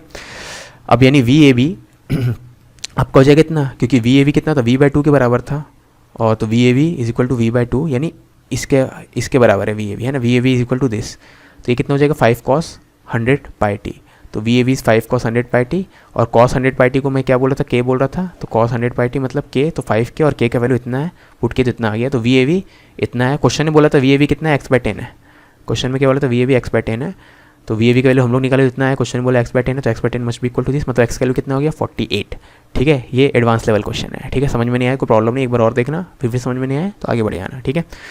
35 से 37 तक पैराग्राफ क्वेश्चन है। In series L R circuit connected with A sinusoidal AC source the maximum potential difference across L and R are 3 and 4, ठीक है ना, तो VL का मैक्सिमम वैल्यू 3 दिया हुआ है, VR का मैक्सिमम वैल्यू 4 दिया हुआ है, एम्पलीट्यूड दिया हुआ है, at an instant the potential difference across resistance is 2 volt, तो potential difference in volt across inductor at the same instant, ठीक है, तो किसी इंस्टेंट में पोटेंशियल डिफरेंस अक्रॉस रेजिस्टेंस अगर 2 वोल्ट है तो उस इंस्टेंट में पोटेंशियल डिफरेंस अक्रॉस इंडक्टर क्या होगा, ठीक है। अब मान लेते हैं जो EMF का सोर्स है वो इस फॉर्म का है, ठीक है, कुछ भी फॉर्म का मान लो, साइनोसाइडल या कॉस भी मान लो, कोई फर्क नहीं पड़ेगा फाइनल आंसर में, ठीक है। अब क्योंकि करंट में सर्किट में सिर्फ LR है, LR सर्किट में क्या होगा, करंट क्या लैग करेगा EMF को बाय 90 डिग्री, ठीक है, सॉरी लैग करेगा 90 डिग्री नहीं, वो तो प्योरली R में होगा, LR सर्किट है तो लैग करेगा, ठीक है, तो इसलिए -5 लिखे, है ना, ओके, है ना, गलत बोल दिया मैं, प्योरली R में लैग करेगा बाय 90 डिग्री, LR है तो लैग करेगा बस, ठीक है, तो इसमें जो भी था माइनस समथिंग, है ना, ठीक है। तो current as a function of time इस फॉर्म का रहेगा, ठीक है। अगर करंट इस फॉर्म का है, आपको पता है कि आपका जो पोटेंशियल अक्रॉस इंडक्टर रहता है वो लैग करता है, सॉरी लैग करता है नहीं, लीड करता है करंट बाय 90 डिग्री, है ना, पोटेंशियल अक्रॉस इंडक्टर क्या होता है, करंट से आगे रहता है बाय 90 डिग्री, ठीक है। ये डायग्राम अगर अजीब लग रहा तो इसको देखो, आई ऐसा है तो VL ऐसा होता है ना, तो एक बार करंट का फेस पता है तो उसमें 90 डिग्री ऐड कर देंगे, तो साइन अगर ये थीटा बोले इस पूरे को, साइन थीटा प्लस 90 क्या हो जाएगा कॉस थीटा, ठीक है, तो sine theta plus 90 cos of this, तो इसलिए VL में ऐसा लिखे, ठीक है ना। और VL का पीक वैल्यू तो क्वेश्चन में दिया हुआ था 3, तो VL equal to peak value VL into cos of जो भी फेज है, और फेज कैसे निकाल लिए, क्योंकि VL का फेज आई से 90 डिग्री आगे रहेगा, ठीक है, VL है VL का फेज करंट से आगे रहता है बाय 90, ठीक है ना। VR का फेज तो सेम एज करंट रहता है, तो जो भी करंट का फेज है वही लिख देंगे, और VR का मैक्सिमम वैल्यू आपको बोल दिया क्वेश्चन में 4 है, एम्पलीट्यूड 4 है, तो उसको पुट कर दे, ठीक है। तो VL as a function of time मिल गया, VR as a function of time मिल गया, ठीक है, याद रखना वी एल और वी आर का एम्पलीट्यूड दिया हुआ था, खाली फेस पता करना था, ठीक है। ओके, अब क्वेश्चन ने बोल दिया है जब वी आर का वैल्यू 2 है उस समय वी एल का वैल्यू कितना है। तो जब वी आर का वैल्यू 2 होगा तो इसका वैल्यू जब 2 होगा तो इसका वैल्यू कितना हो जाएगा, हाफ हो जाएगा। ये हाफ होगा तभी तो 4 इंटू हाफ 2 होगा, तो इसका वैल्यू हाफ हो गया, इसका वैल्यू हाफ हो गया, मतलब ये चीज़ इफेक्टिवली हम बोल सकते 30 डिग्री है, ठीक है। तो अगर ये चीज़ 30 डिग्री है तो ये चीज़ 30 डिग्री, तो ये भी 30 हो गया क्योंकि दोनों सेम है, तो ये 3 cos 30 हो गया, तो 3 cos 30, ठीक है। तो वी एल का वैल्यू कितना हो जाएगा, 3 cos 30, मतलब ऑप्शन है, ठीक है। इसका second part, eight the same instant magnitude of potential difference in volt across AC source में भी, ठीक है ना। तो सोर्स के अक्रॉस पोटेंशियल डिफरेंस कितना वो पूछ रहा है, ठीक है। आपको पता चल गया था कि ओमेगा टी माइनस फाइव कितना 30 डिग्री है ना, यानी ओमेगा टी का वैल्यू 5 + 30 हो गया, ठीक है। समझ में आया था, ठीक है। अब टोटल ईएमएफ कैसे निकालेंगे, टोटल मतलब जो सोर्स का ईएमएफ है उसका पीक वैल्यू कैसे निकालेंगे, स्क्वायर रूट ऑफ आपका V L square plus V R square, है ना। और वी एल और वी आर आपको दिया हुआ था, ठीक है ना। तो वी एल और वी आर का, क्योंकि वी एल और वी आर का ही तो रिजल्ट निकालते हैं, वी आर है ये वी एल है, इसका रिजल्टेंट आपको ये दे देगा, पीक दे देगा, ठीक है ना। वी आर का पीक वैल्यू और वी एल का पीक वैल्यू आपको ये दे देगा, ठीक है। तो ये 5 आ गया, ठीक है। tan 5 होता है एक्सएल बाय आर इस केस में, क्योंकि आपका ये 5 है, तो tan 5 क्या हो जाएगा, एक्सएल बाय आर, ये एक्सएल हो जाएगा, ये आर है, ठीक है। एक्सएल बाय आर, एक्सएल क्या हो जाएगा आपका ये डिवाइड बाय दोनों तरफ, सॉरी दोनों तो ऊपर नीचे आई नोट से मल्टीप्लाई कितना हो गया, ठीक है। ये हो गया वी एल, ये हो गया V R, V L by V R कितना है 3/4, या इस डायग्राम से ये 3 है ये 4 है, तो 3/4, यानी 5 कितना हो गया 37 डिग्री हो गया, ठीक है। तो 5 के लिए 37 यहाँ पुट कर देंगे, तो ओमेगा टी कितना हो गया 37 + 30, ठीक है। तो ईएमएफ का वैल्यू से पूछा गया तो उस मोमेंट में, तो ईएमएफ क्या होता है ई नॉट साइन ओमेगा टी, और ओमेगा टी की वैल्यू है 30 + 37, ठीक है ना। तो 5 इंटू ये वाला चीज़ मतलब इसको ब्रैकेट में sign A cos B plus cos A sign भी करेंगे तो क्या आ जाएगा, ऑप्शन बी। तो आई होप आपको ये लेक्चर समझ में आया होगा, जो भी चीज़ समझ में नहीं आई कमेंट में बताना, मिलते हैं नेक्स्ट लेक्चर में, अंटिल देन बाय।